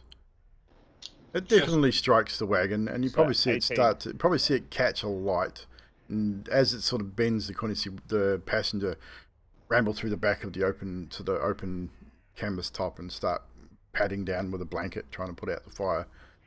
And he's yelling something to you. You can hear something muffled coming from the distance. You can't quite exactly hear what it is, but I need you to make a wisdom save. Yeah, sure. +5. You're at disadvantage as well because of your exhaustion, I believe. Okay. That's Yeah, if you want to roll it that way. Oh no, it's ability check, just ability checks, isn't it? So you're Yeah. fine. So it's a save.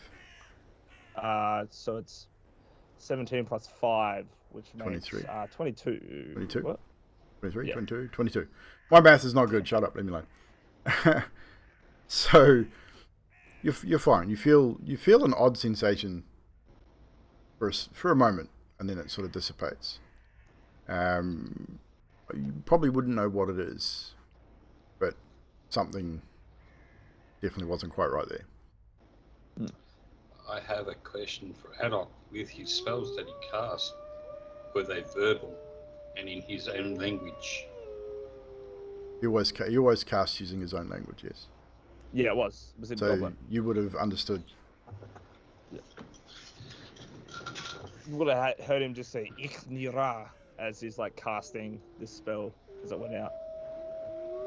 Which means just like rays of fire in Goblin.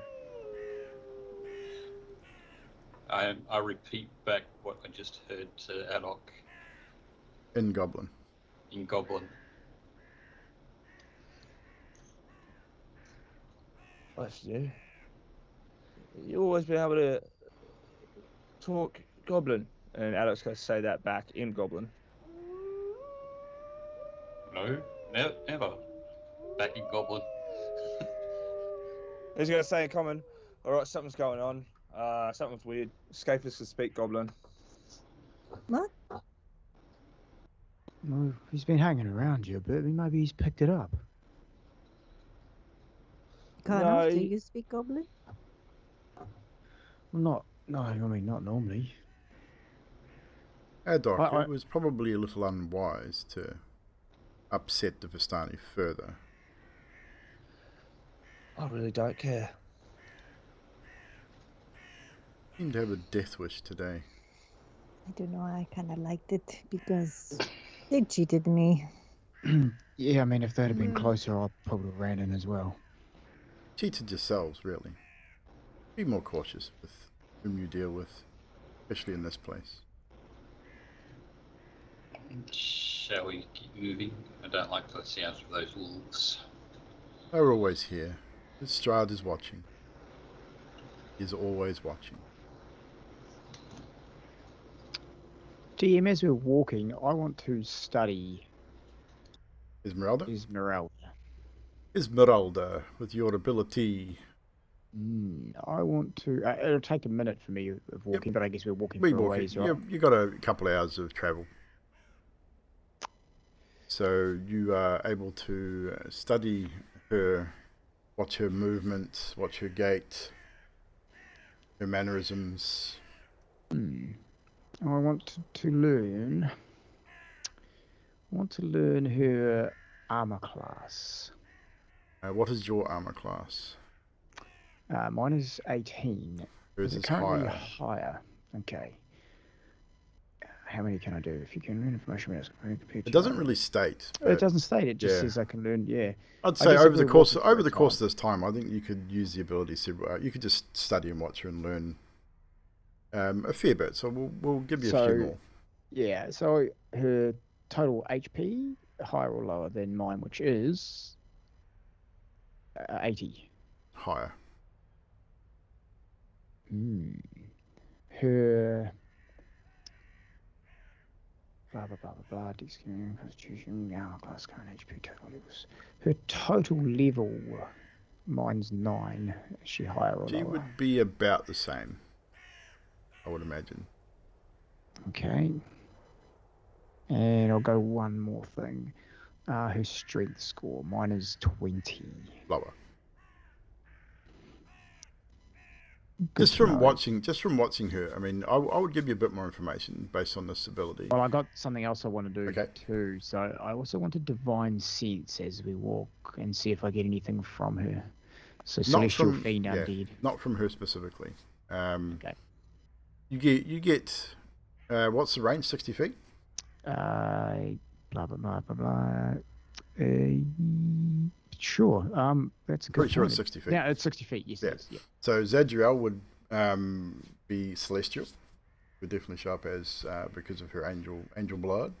Yeah, I've seen She that. would before. definitely, yeah. So she would definitely give you that sense of celestial. You do get a notion of undead to the south, and fiends as well, wasn't it? Yes. To the west, you get a very faint sense of fiendish from the west. Nothing that would cause you to be alarmed or threatened, but the presence is definitely there. Sweet. And I would just say to the team, including Esmeralda as you walk, just as a point of note, we do have undead to the south and, yes, thank you, DM, to the west, fiendish presence. Nothing close, but just so you're aware. And as you are making your way towards Argynvost, the Argynvost Manor is off towards the west as well. Okay. So, I mean, as you get nearer to it, and you guys know it's got ghosts and such inside it, so it's potential that could have been partly because of that. You're not entirely sure. But while you're walking, just the way that Esmeralda moves, you can see that she's very, very dexterous. She moves swiftly and quietly, even with an artificial limb. Very slight limb. You get the impression she knows these lands relatively well. She's obviously been here for some time.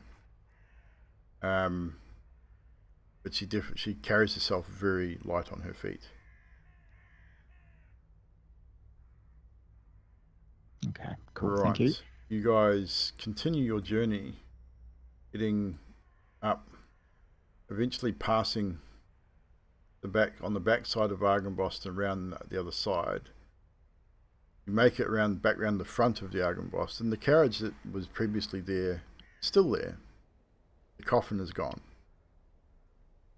It is just a lone covered wagon sitting out the front of Argynvost Manor. Esmeralda turns to you all and at this point and says, "So are you sure you do not wish to search for this trinket the cards mention?" It mentions the highest peak, I believe, from memory serves. And she points, and you see the back end of the mansion is a tower that goes probably another story or two above the actual main house. That would be the highest peak, I would say. Show of hands, who wants to go in?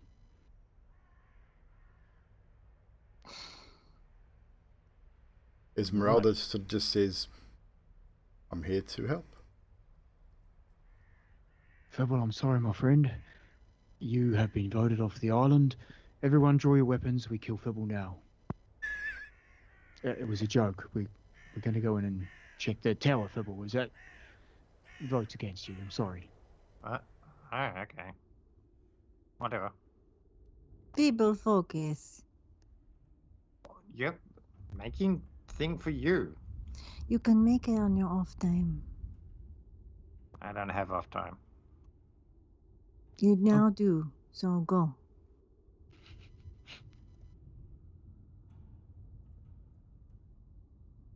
What I am going to do here just quickly...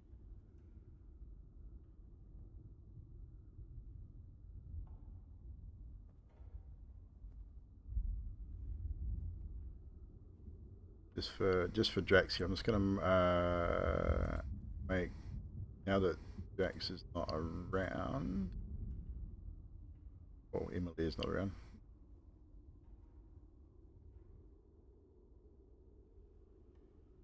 I'm going to make you an observer, Drax, so you should be able to see what these guys see.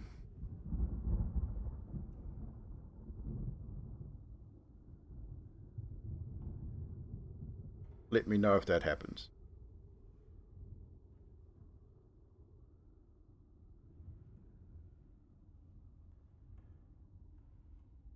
Just dark for me.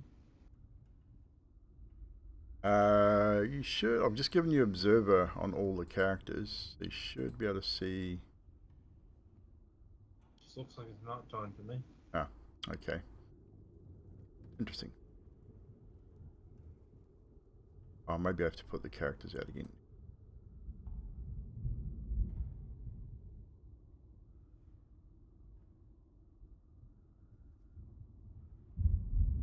Yeah, it's better. Yeah. To put the big work into it. Yeah, because I redid the tokens, so it'll be...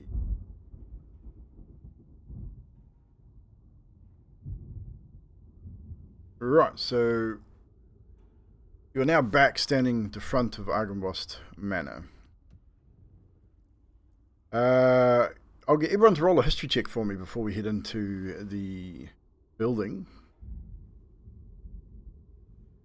See how much you remember of your time inside Argynvost and talking about the highest peak and how to get to the tower.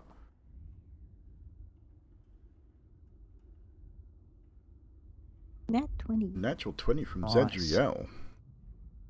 18 from Carnos. 18 from Karnos. 2 high rolls. Fibble 11, natural 1. 11 from a natural one. Skater's 14. And 8 from Adhoc. So 18 and Life to go.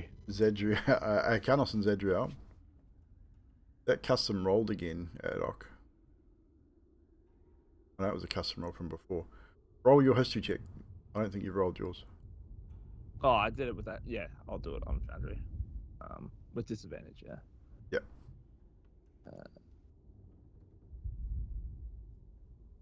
17. Should be able to do it from your sheet. From your D&D Beyond sheet. Unless you got Beyond 20 running again. Anywho, so 17 will work as well. So Adhoc, Karnos, and Zadriel.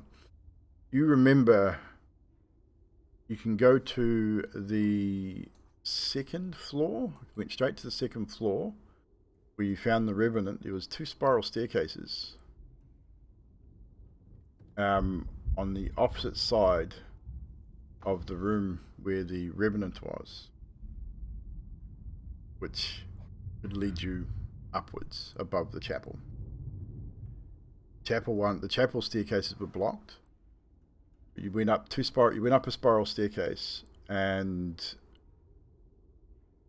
went went pretty much to the second floor. At the opposite end there was another spiral staircase which could lead you upwards. Yeah, let's just go straight there, shall we, team? Yeah. Okay, real easy. I will put you there. Make it so much easier. Yeah, so I'm just I going to put you on the 3rd floor because you know where you're going.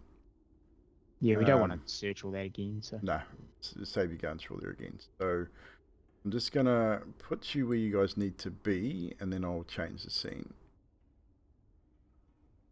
Because you would have enough nous to get past the Vladimir. Enough. As you're changing that, I'll just, on the way, I'd say to Zadriel, just quietly, but not trying to hide it from the group, but Zadriel, when you destroy an enemy, it feels good, right? Not always, no. Yeah, that's the issue I'm having right now. Not when it's a friend, if that's what you're talking about. Yeah, I've never had this feeling before. It's odd. I feel extremely guilty. Like, did we do the right thing? I think we did the right thing. It's not always... It doesn't always feel good to do the right thing, but...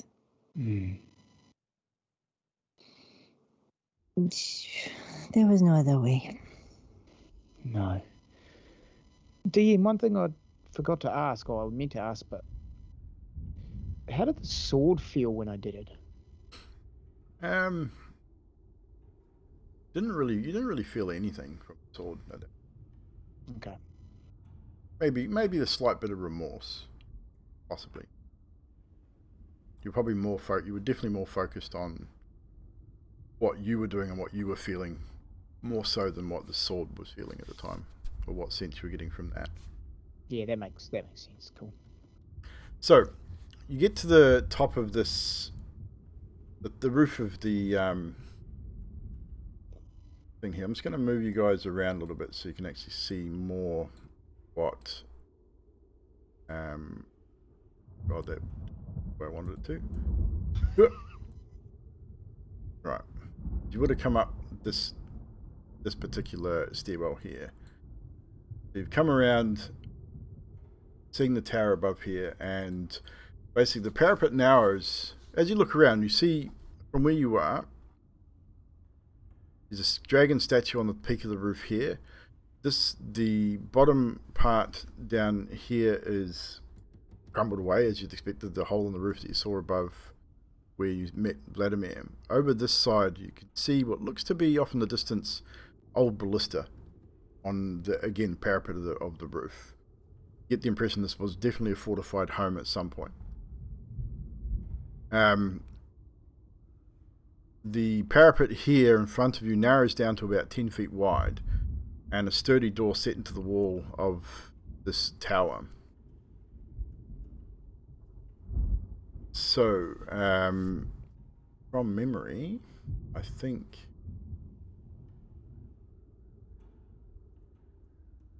it is, there should be a door there, but there's not. Anywho, the door is open, we will say. Obviously I forgot to put the door in.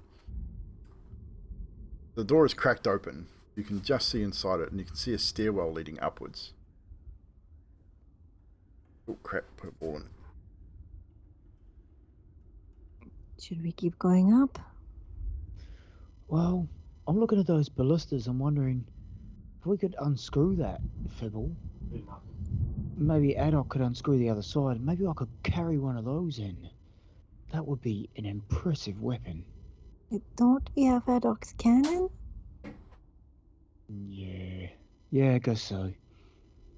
Be hard to get round the corners and through the doors too, I guess. Be cool to put it on the cart, though. I'm pretty sure we're here for something a little more important than the ballista on the car. You hear from behind you. Forgot about her. So, you may enter the tower if you wish. You have control. Good. Your token not have visibility. Why not? And I think not Fibbles, too. Same. That is so weird. Okay. Oh, that'll be the so update. Black. Do a refresh of the page, but I did that. I can see the entire map right now. I did a refresh and I see nothing still. Oh, look at that. It's fixed. I'll fix it, don't worry. It'll be the update. It's changed the vision. Where's Karnos gone? Oh, he's already gone up. I just stood at the bottom of the stairs. I see you're over here. You're over here. I gotta see where the hell you are on my map. So you're. That's because I can't see you. There you are. Vision will give you that much just so you can see. Sweet. You got 60. You're good. I would light up the sword and have it like a light anyway, I think. Okay. So everyone's got control of their tokens. Prop noise. Bibble, you good? I'm just refreshing it again because the game was still paused for me. God Interesting. knows what's going on. Everyone else seems to have control. You might need to rejoin it. Just log out and rejoin. I'll move you for now. Adok, shall we search these stairs as we go, just to make sure there is no traps? I'd just like to mention that probably as you say that, you'd see that Adok goes to take a step, misses, and kind of stumbles back a little bit. So what you see here, guys, is a rickety wooden landing and a staircase cling to the walls of this tower. Stairs lead up to another landing about 20 feet above, and the floor of the chapel lies 60 feet below. So bear that in mind. If you stumble and fall, you may fall over the railing and fall to your death. Yeah, cool. Yeah. Adok's definitely gonna, if I'm allowed to, DM, can I Yeah, stumble? you can stumble. Roll a dexterity save. Yeah, fantastic.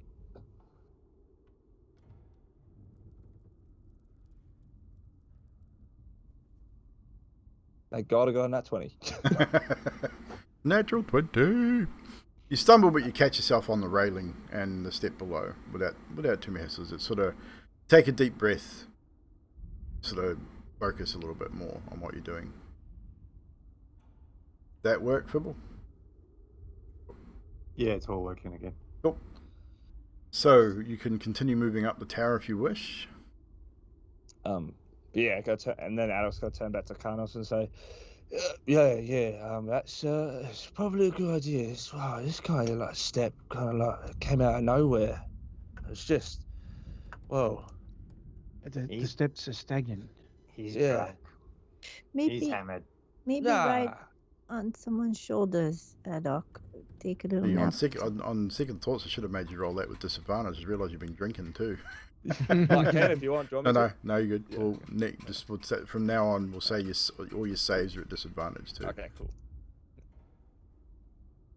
So So checks and saves because of your drunken state. So I investigate the stairs as we walk up. 12. 12.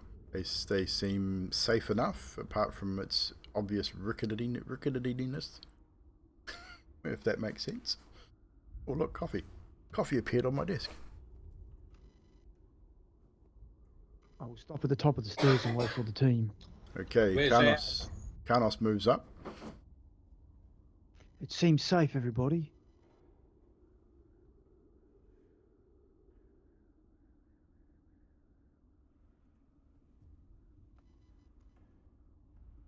And you all move to the top of the stairwell.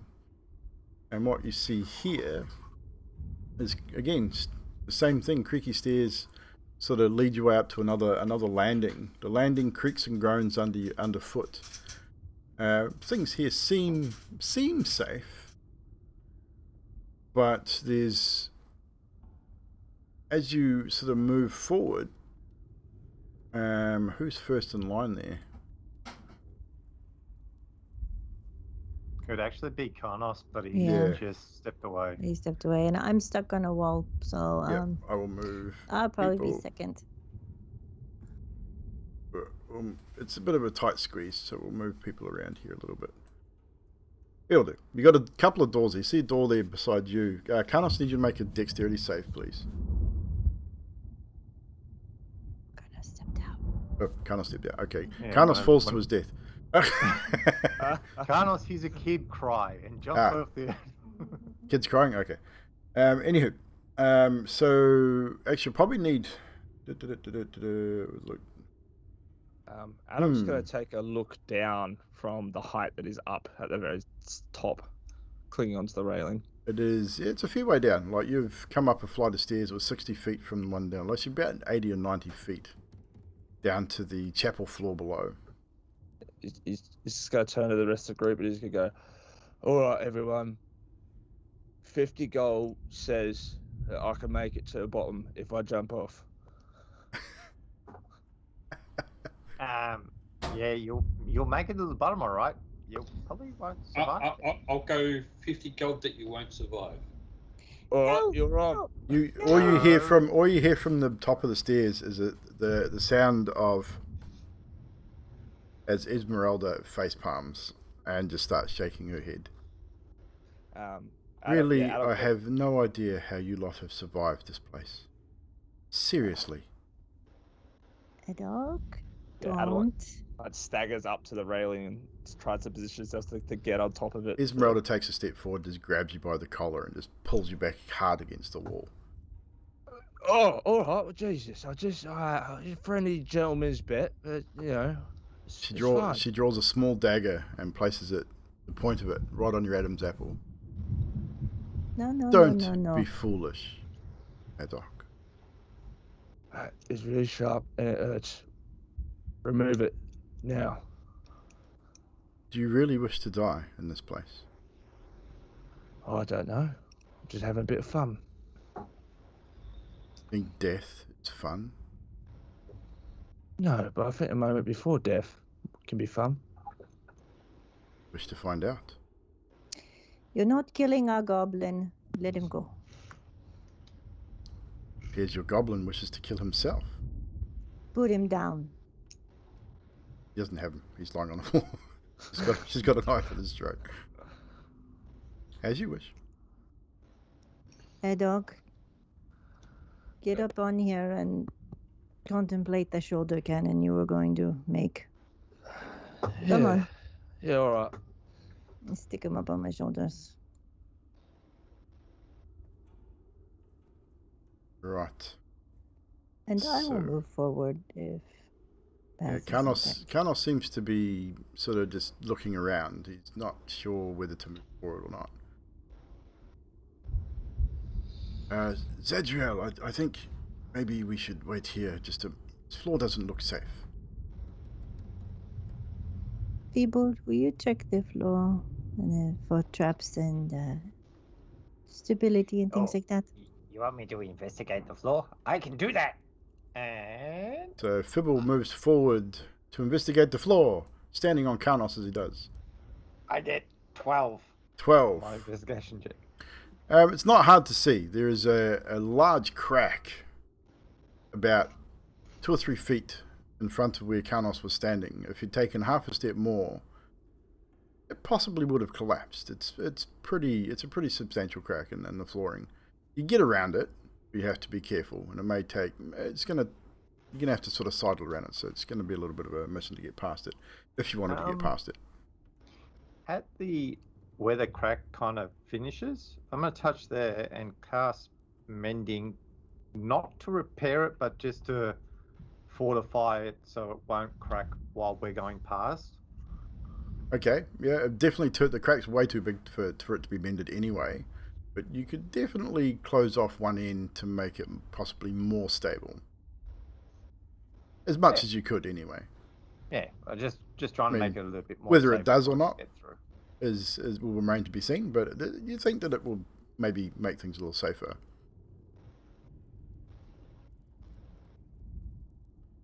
So, do you wish to continue upwards? The stairs continue to spiral upwards. You've got a couple of doors as well. So you got a door here and one down here. I'm no longer checking any doors. I'll investigate the door using the method of Karnos. Roll a investigation. Dirty 20. Dirty 20. It's a door. And it's Excellent. unlocked. And it does not appear to be mechanically trapped. I look at Karnos and I go, door, not locked. You can open it now. Oh, very, very good. My memory is a bit funny. So I feel a bit woozy. Am I good? You're good. You almost stood on a crack though. Oh yeah, and watch that. With that crack. Ah, You just fell out the window. No, I think you went too far forward. Well, 50 gold is Karnos'. Yeah. Where did Did you make end it up though? going? Yeah. it put me in the other tower. Oh yes, it goes up. I didn't go up. I just walked forward. No, you got too far. Yeah, you got too far. Hang on, I'll bring you back. That's because I hit the building wall edge, maybe. Yeah, possibly. Okay. That's because you hit this. You hit the edge of the square. All right. The Oh, square. There's a square here that will send you up. So. I think this door is a teleport. No, sorry. I opened the door. That's what we're doing, right? Which door are you opening? This one or this one? Yeah, the one. Oh shit! Which one did he check? This one. Okay. Right. Yeah. So what you see is a stairwell leading down. No, it's just a stairwell leading down, Mr. Stib. It's Oh, a we went to go up. descending stairwell. Don't we want to go up? We're going to go up. We'll do the other one, maybe. Or something. All right. So be careful not to go too far forward. So Stib, check that door. Yeah, I'm not touching the deck. Yeah. So just we'll just check the You want door. me to check the other door? I can do Yeah, that. you Yeah. check the other. You're doing good at that. I'll move you to a safe place where I know you won't teleport. So yeah. So you check that door, Fibble. Investigation of 28. It's a door and it's unlocked and it is not trapped. God. You're getting the hang of this, Mr. Stib. You open it and it is another stairwell descending downwards. So Alright, so we can go up and then go back down again through these doors. I don't think so. I think you'll find that leads to the chapel, which I believe is blocked downstairs.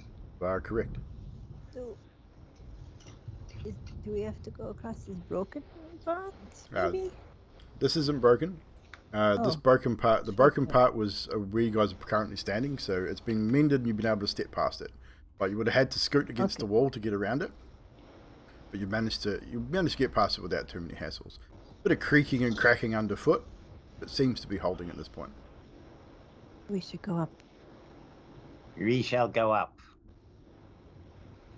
Excellent. Up it is then, team. Excellent work. Esmeralda, are you all right there? As you turn, Esmeralda's gone.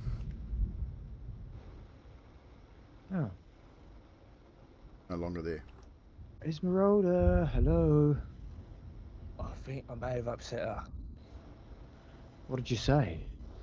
Well, I don't know. I can't really remember. But she had a dagger to my throat. He tried to maybe- jump off the stairwell, and she put a dagger to his throat. It was a sure bet I would have won. And I said, "Give us back our goblin," and there was a little tiff, and she probably. Oh, she's invisible. How did I miss all that when I was in the crack? Yeah, you've got to stop drinking. I'll just move you all to the next level. I mean, if she is invisible, lady, yeah, I am sorry, ma'am. I do apologise. Just a bit of fun. We'll not jump off. DM, do I think that Adok is... Oh, he's Pretty drunk. trashed. He's fucking trashed. It's There's obvious no he's need for trashed. insight on that. Okay. He is obviously hammered. It- He's slurring, he's stuttering, he's staggering. He is obviously hammered. It starts to look a little green. Can someone tell me? Because he is right on my shoulders, and I don't. Are you carrying him now? Yeah. She's out. Yeah, horsey, woo. And make him stop doing that. So as you get to the top of this tower, the wooden stairs climb to the tower's peak, which has stone floor and a 30-foot high pitched roof. Several ravens roost in the crisscrossing rafters, coming and going through small holes in the roof. 10-foot high, 5-foot wide arched windows are evenly spaced around the walls. Each of these windows consists of lead latticework fitted with small panes of transparent glass, which you can't see through because they're dusty as all hell. But just letting a little bit of that ambient sort of dusty light come through into this space. The north and east lies a mist-shrouded valley, which if you were to wipe the windows, you'd be able to see somewhat through the mottled glass. You see the remains of a lonely windmill off in the distance, a windmill you all know well.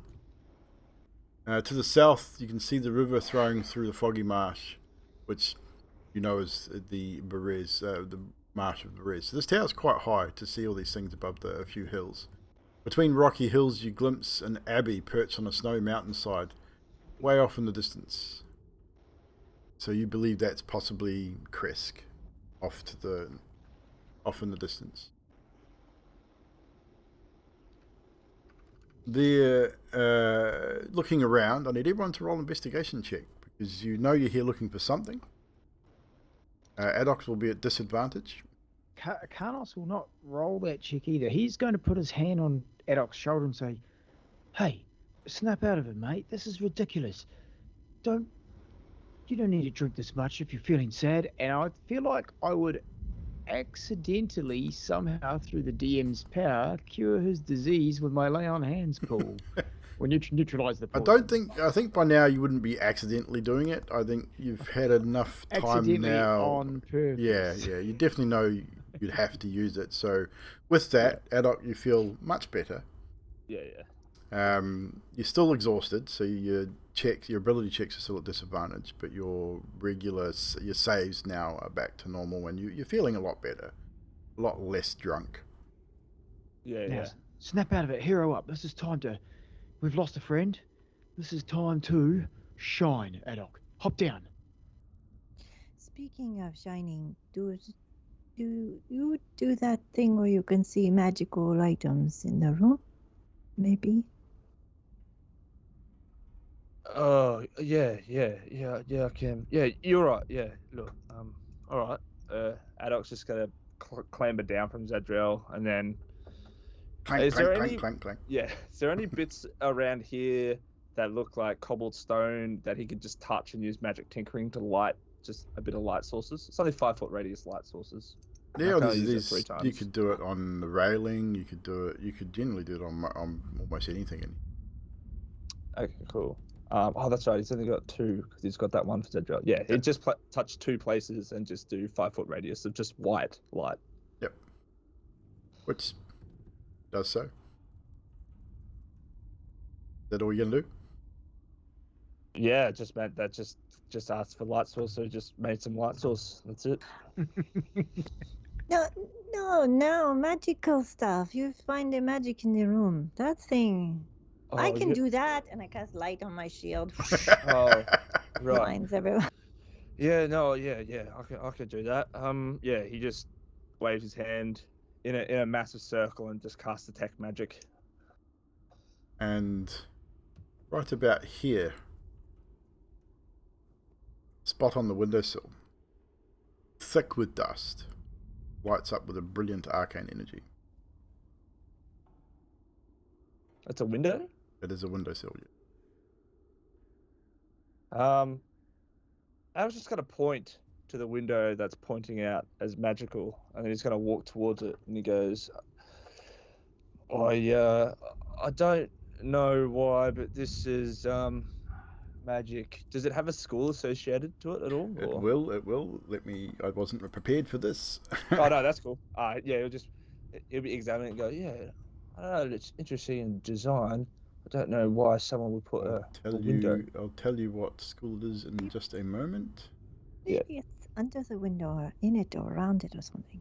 Or maybe it's a portal to somewhere. I think we're looking for. I would say the school would be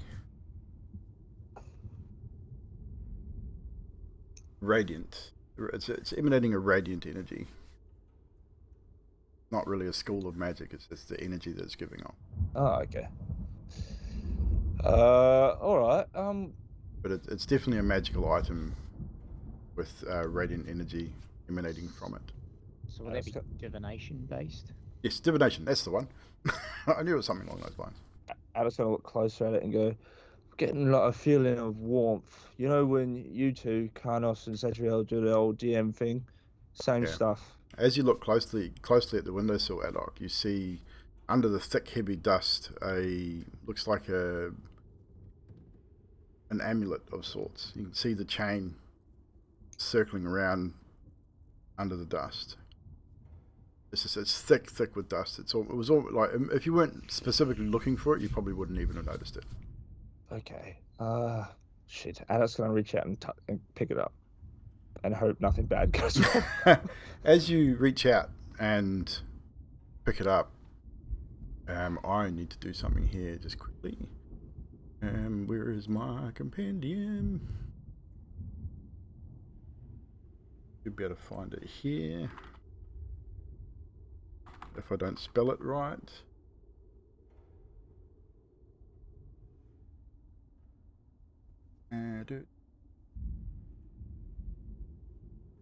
Should be.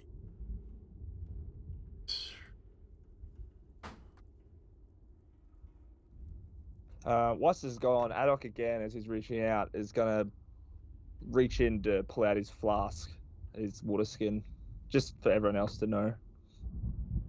No worry. In front of us? Yeah. In front. Blatantly? Yeah. I mean, he hasn't been hiding the fact he's been drinking. Oh. This is what you see, Adoc. Yeah. Is just a small symbol. You guys would all recognize it from the symbol on Strahd's tome as well.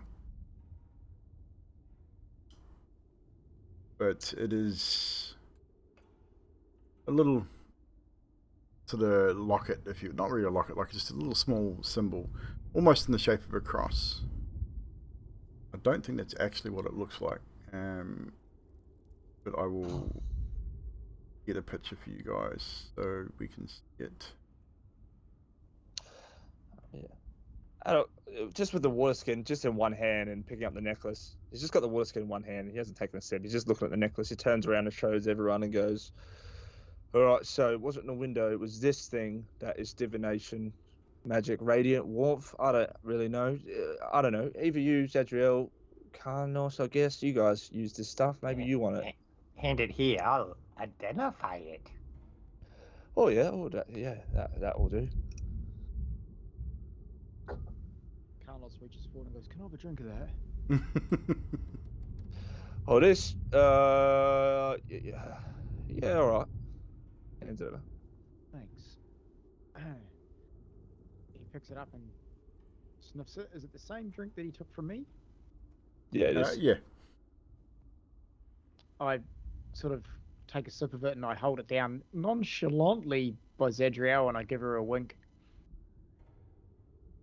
And I cough a little and take my pinky and kind of doop. Duly noted. So that is what it looks like on a small chain. Symbol of a sun with a red gem in the center of it. Oh, yeah. Oh, well, there we are. It's like the same as your shield. It's like the Morning Lord, or whatever you call him, the DM. I don't know. Same sun, similar thing. Oh, the thunder. Oh, like I'm. Oh, okay. Yeah. Well. So I take it off ad hoc and I actually cast Identify on it. Okay, so as you cast Identify, is that a ritual or just an action cast? Just an action cast. On a spell slot. You watch Fibbles. He takes the amulet, waves his hand over it. His eyes sort of glaze over with an arcane energy for a few moments, and Fibble, you start rattling off its properties. Holy symbol of Ravenkind. Unique holy symbol. Sacred to the good-hearted faithful of Barovia. It predates any church in Barovia. According to its legends, and this is all information that's just flooding in through your mind as you're casting this spell. You're seeing bits and pieces, flashes of story and energies. According to legend, it was delivered to a paladin named Logdana by a giant raven, or an angel in the form of a giant raven. Logdana used the holy symbol to root out and destroy nests of vampires until her death. The high priests of Ravenloft kept and wore the holy symbol after Logdana's passing. It is a platinum amulet shaped in the sun with a large crystal embedded in its center. The symbol has 10 charges for the following properties. It regains 1d6 plus 4 charges daily at dawn. Hold Vampire.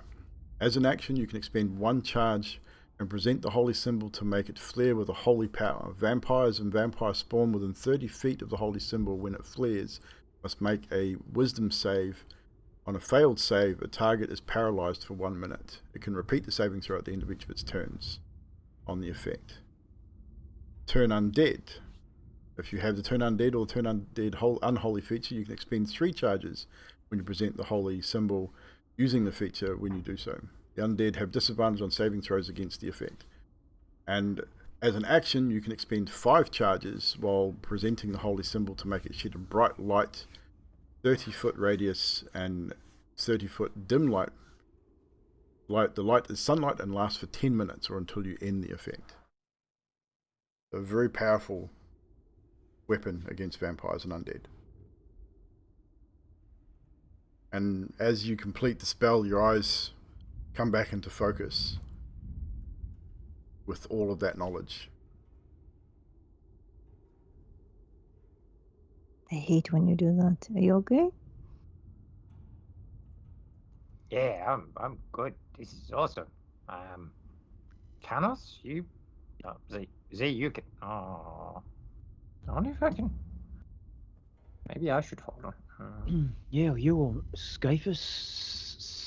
Scaphus doesn't have much in the way of abilities to help him against vampires. He's up the front. It might be helpful with all that. Skaters doesn't even know his own name if you looked at it. Though I don't know. Maybe feeble. No offense, Skaters. Yeah, maybe Fibble. Anyone can use it, but I think we are divine enough. I mean, it's really up to you lot, but I do tend to side with Karnos on this one. I mean, Schaefer seems to go down a fair bit and get injured. Anything that would protect him against, I guess, undead, probably be good for him. Yeah, that's right, Karnos. I still do reasonably like you. I mean, Schaefers? Oh, Jesus.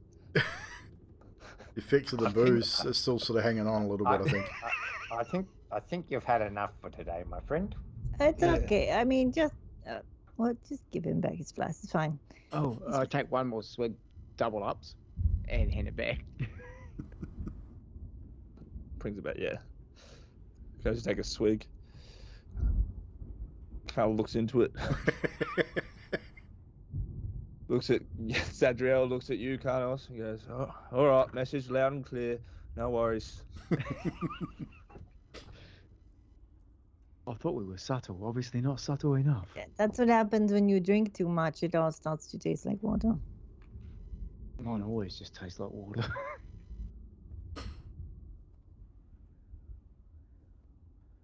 So, All right, then. Hand it to Skatus, I guess, and we should go before we get caught. So Scathus, Yes. In D&D Beyond, you will find the holy symbol of Ravenkind in the list of items there somewhere. I believe it does need to be attuned, so you will need to spend at least a long rest attuning to it. So you won't be able to use it until you have attuned. So yeah, so Scathus, they hand over this holy symbol of the sun to you. You seem strangely drawn to it anyway. As much as the monks didn't teach you, you never really chose a deity or a god or anything like that. But you seem strangely drawn to this particular symbol. Maybe it's just the fact that it can do what it does makes you feel a little safer, but you seem definitely strangely drawn to it. I think we'll end our episode there. I think that's a good place to stop. We can pick up out the front of Argenboss Manor next week as you descend. I mean, descending the tower, and nothing really going to happen descending the tower and back out to the main area if you're careful. So I'm assuming you would be. Esmeralda seems to have vanished. Maybe the goings on between the group from the time she's been with you has made her change her mind about aiding you or not. Who knows? You may find out next week. But for the moment, she has vanished. Thank you very much, chat. We have come to the end of our episode 49 with the recovery of the holy symbol of Ravenkind and players, your next level.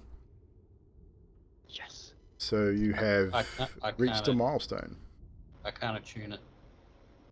What do you mean you can't attune it? When recited, legendary requires attunement by a cleric or paladin of good alignment. Ah, so you can't. Ooh! Damn. Gimme. So that would be, yeah, so that would be, actually, yes, sorry, I did forget that. It is specifically for paladin or cleric, so that'll be Karnos or Zadriel will have to use it. I hand it to Zadriel. Yeah, you would know, you probably wouldn't know that, but Fibble, you would have known that picking it up, so that only they could use it, or one of them. I wouldn't take it anyway, so that's fine. So Zadriel equipped the holy symbol of Ravenkind, and again you'll have to spend a long rest attuning to it before you're able to use it. But you now have some new shinies. So we're just going to shut down the Foundry here, guys. Actually, no, let's go back to the start page. Just to be clear, we level up next long rest? You can do your level up before, but you guys are sort of at the start of the day, so do the level up now. We'll level up for the next next session. You guys can roll your HP now if you want to. Yeah, hell yeah. Why the hell has that got walls on it now? Oh, I know I'll why. tell you what, that dust where as soon as Drax put it up when he got killed. Man, I was trying real hard not to laugh. So funny. Yeah, it was interesting to say the least. But Drax, you can come back with us. So we're going to go around while you guys are rolling your HPs, organising your levels. So I believe that's level 10. We reach for everyone. So I just roll a D8, don't I? Whatever your die is for you, your hit die, yes, and add it to your existing rolled HP. Oh, nothing in there. Where have we got them? All right. So do your levels. Whatever. Just let me know if you're adding anything specific that you want me to know about. Otherwise, it's all good. I'll check your sheets over the next week anyway. But yeah, so we'll go around while we're doing that. We'll start with Emilia. Since Emilia has sadly departed this world, and although say Drax will be back on occasion throughout the course of at least the next 2 or 3 sessions. So Drax will still be with us over the next couple of 3 weeks to hang out at the very least, and maybe have a little bit of RP here and there as well. So Drax, aka Emilia, would you like to go through 1 or 2 moments from tonight's session specifically, and then if you could for me pick a couple of Emilia moments for the entire of the campaign that stand out for you specifically? Sure. That's quite difficult. I'm going to put you on the spot. Oh. Well, first of all, for tonight, I'm going to go with Drunk Adok and all his antics, including his slur in his speech, because I am too. That's definitely my favourite for the night. Whether it be him on the stairs or just drinking in general. And Yanti's facial reaction when she found out that someone said, "Oh yeah, we'll just get some Yanti to give us more, Zadriel to give us more alcohol. She'll be right." Turned into a dispensary.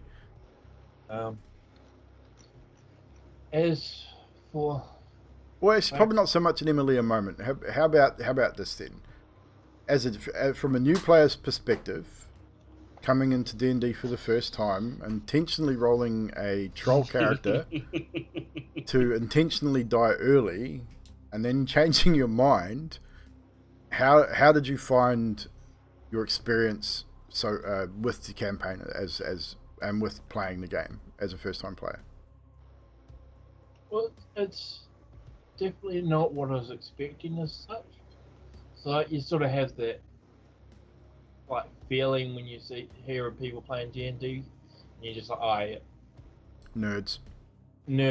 I know I'm a nerd, but you go, yeah, I'm a nerd, but I'm not that much. Well, guess what? You are. Guess what, bro? You are.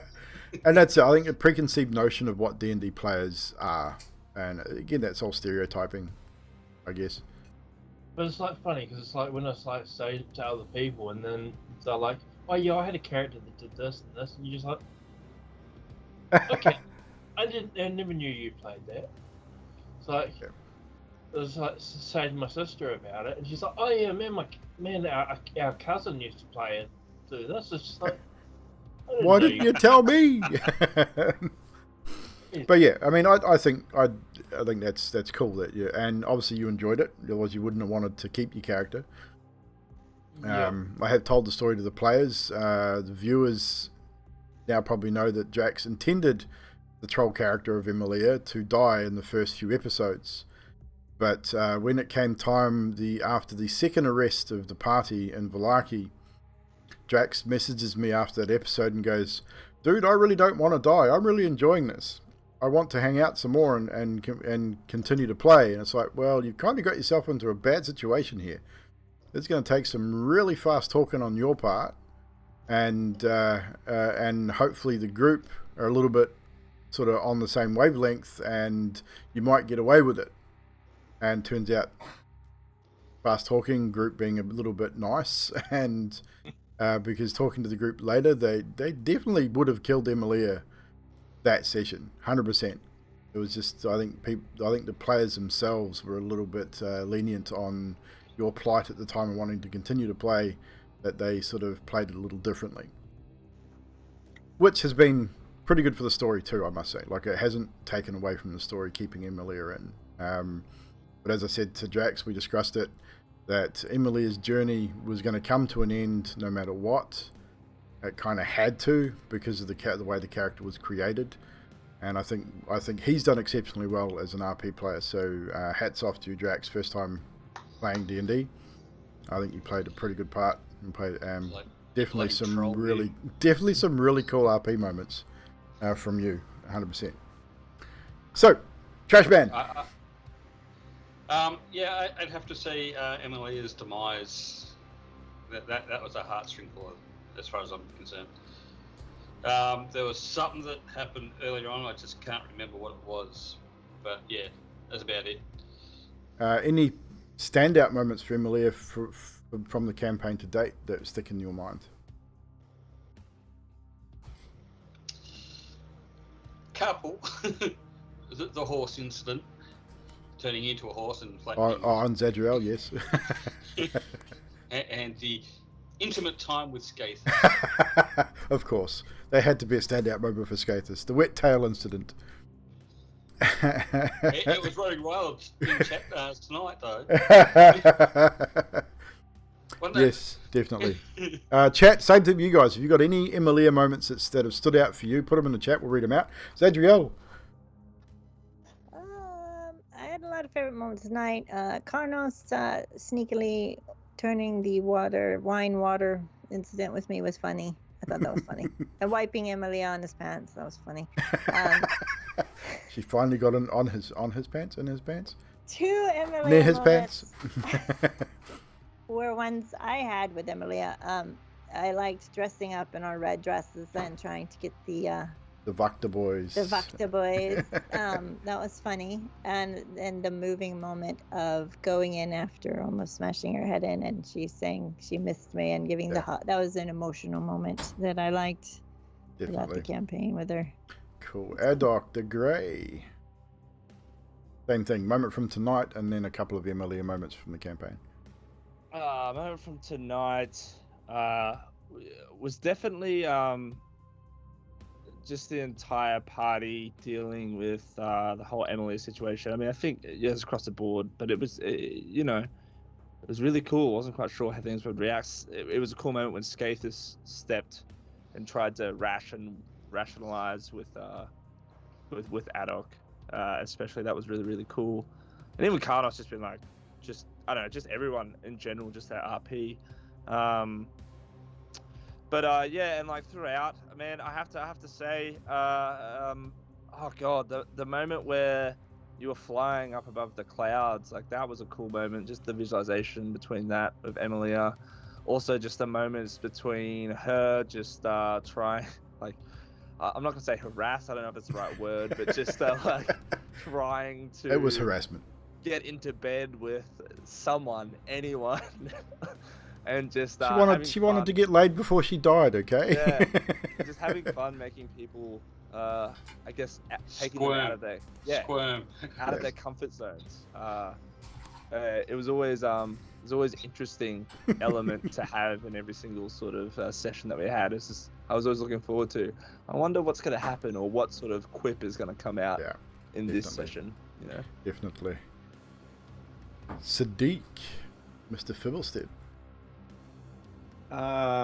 Tonight's episode would have to be when Zadriel went to kill Emilia, but then Karnos switched and did it instead, so that she didn't have to kill her friend. I thought that was cool. Good. I thought that was actually a really good moment. And Emilia moments would be, no matter how many times we told her not to go away and leave, she would, and then go talk to people and, explain her history and whatnot, and we're all just sitting there going, it's good that you're saying all this stuff, but we don't know it, so we don't care about your character. So yes, you're there were trying- several alone moments that none of the other characters even knew about. They were really cool moments, but yeah. Yeah, it's like we want to save you and we want to keep you in the campaign, but if you keep it up, dude, we are going to crack it and kill you. Hence tonight. So I think it was always but going to yeah. happen, but it was trying to drag it out as long as possible and have that turning of Emilia done as slowly as I possibly could without it not making sense. I think that was the hardest part. It kind of still had to make sense to me, and in light of the character itself. It went well, and it's going to be a shame to not have Drax there trolling us. Oh, he'll be in the chat That's trolling much. you guys. You know it 100%. It won't make it. He's not going to be physically there. I'm Sure. going to miss the cantrips. Ah, Yeah, yes, and mold earth, the mold cantrip earth, abuse, shape water. which because of that level up, I actually had to take a spell that we're going to probably need now. I got another cantrip, so I took Spare the Dying. Yeah, it's probably something you're definitely going to need. We just lost our only. Our Well, big your hit. main heals, yeah. Karnos. So tonight, I loved Adok's anger and disdain at the beginning, where he was, we were discussing if Emilia comes back, what are we doing? And he's like, it's outright killer sort of thing. And then, of course, when she arrived and he was the first to see her, it just followed suit. But then how it took a twist when she did get taken out, how Adok was completely the opposite, distraught. It's like it affected him almost more than anyone else. More outward than anyone else. That's probably my favorite moment of tonight. And the other thing I noticed too was Fibble, when you said about that locker, and you're like, oh, I think I have some metal I could use. He was there to crack up laugh. That was pretty good too. I knew exactly what he was thinking. Yeah. Emilia moments. Cantrip use was top of my list. 100%. That first few episodes, especially, water shape, earth shape. I'm sitting on a seat watching you guys. I'm washing myself with water. Everything was funny as at the beginning. It's almost like when Drax was learning to play, he almost, because normally new players don't play hard spellcasters. Yeah. So he almost went, fuck, these spells look hard. I'm going to use these ones because they look a bit more like I can sort of do something with them, and it's a bit free reign, and it's a really good thing to do for a new player. Also effective for the most part, trying to overuse them at the beginning, but who doesn't? This and a couple other moments from Emilia for me is the peeing. Karnos sort of not trusting her, going out, following her with her wolf mask on, and she was peeing, and then now Karnos is checking out ladies all the time because that became a thing for a few episodes when everyone thought Karnos was a pervert. It was just hilarious.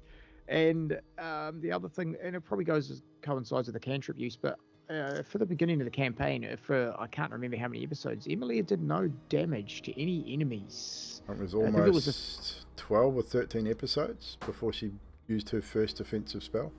Yeah, so that was something that stood out. Probably even longer, actually. I'm not sure how many it was.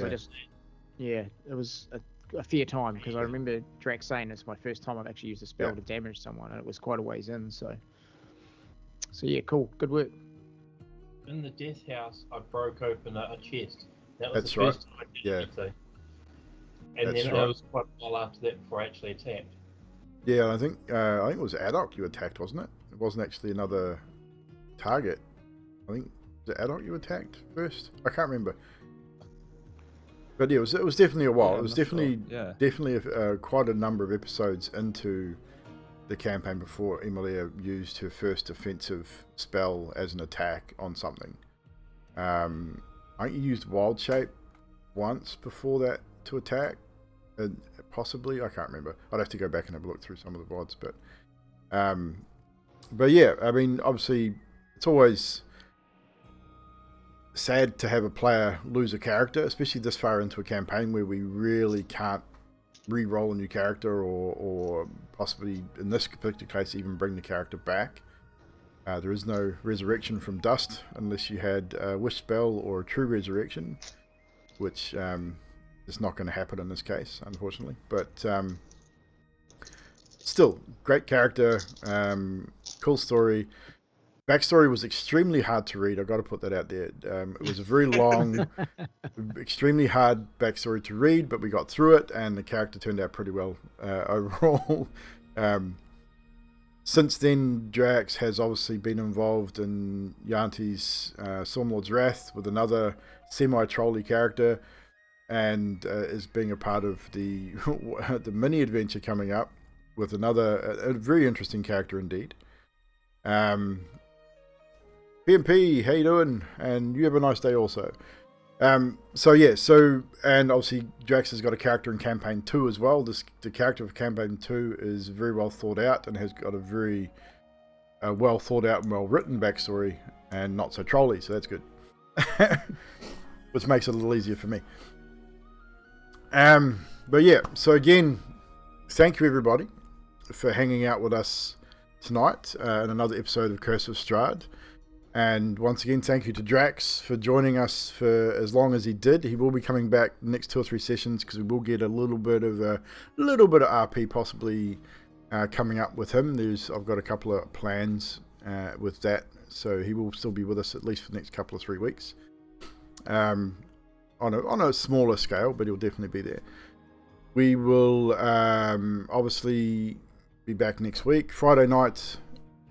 Join Yanti1 on her channel, where we do Stormlord's Wrath. So we have a bit of an episode this coming Friday. For those that were here the last episode, we've had 2 of our characters go down, and we have a resurrection episode coming up. Well, for at least the very first part of the episode will be a resurrection ritual. So that will be a very interesting session, a very intense RP session, I would imagine, between the living characters and with the way Yanti's been playing the deceased characters as well. I've enjoyed it 100%, looking forward to it. Live or Die, my character is going to live on in the memories of everyone because he's such a cool character. So looking forward to that one. Sunday, this coming Sunday, the finale of season 1 of the Vampires of Melbourne Blood and Belief VTM, Vampire Masquerade 5th edition. Be there for that. It should be an interesting episode. We left on a bit of an action scene last Sunday, so this will be finishing that off, and obviously Baz has probably got some ideas on how to finish off the season for that, no doubt. I'm scared. So we're looking forward to that. And then next Sunday, the 5th of September, we'll be starting a mini adventure. We'll run about 2 or 3 episodes as a breaker for the VTM stuff. 5 players. I'll be DMing it.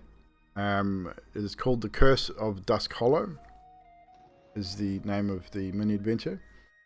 Our party has been employed by their lord to aid Dusk Hollow in what aids them. They will get the rest of the information when they get there.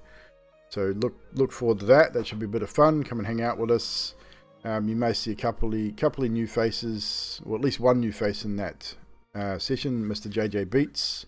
Those of you that know him will know exactly who he is. Again, relatively new to D&D. So we'll definitely make him feel welcome. He'll have a lot of fun, and we'll get that done. Failing that, tomorrow night, Pew Pew Thursday, Rainbow Six. Probably with some customs, come and hang out. If you're not going to play, just hang out in the chat, give a shit about shooting each other or being a potato aim, which most of us are, and we'll have some fun. See, they're roasted. Yeah, I got nothing on. Yeah, come and join us, dude. It'll be a lot of fun. So with that, we should probably raid somebody. Who is on tonight?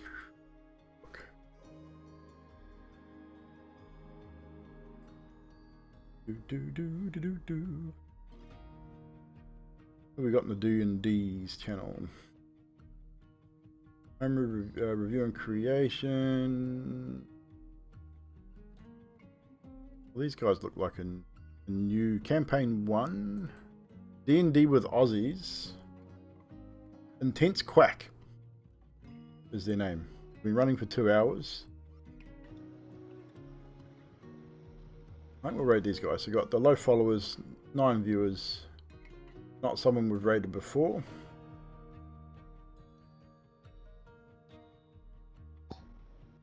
Don't have cams, but that's okay. Looks like they're using Roll20. We'll raid them anyway. When she finishes, she leans back and we're going to raid those guys. Again, thank you very much, everyone, for hanging out with us tonight. Appreciate it muchly. We've had Dirty 20 live with the follow, Nutty with the resub. Thank you guys for dropping in. I think she resubbed the other day. Yeah. But I think it was just the anniversary come up, so it's... Narky, what are you doing? He's got that... that face is a crack. If you smile just right and tilt your head, it looks like you've had a stroke. Just saying.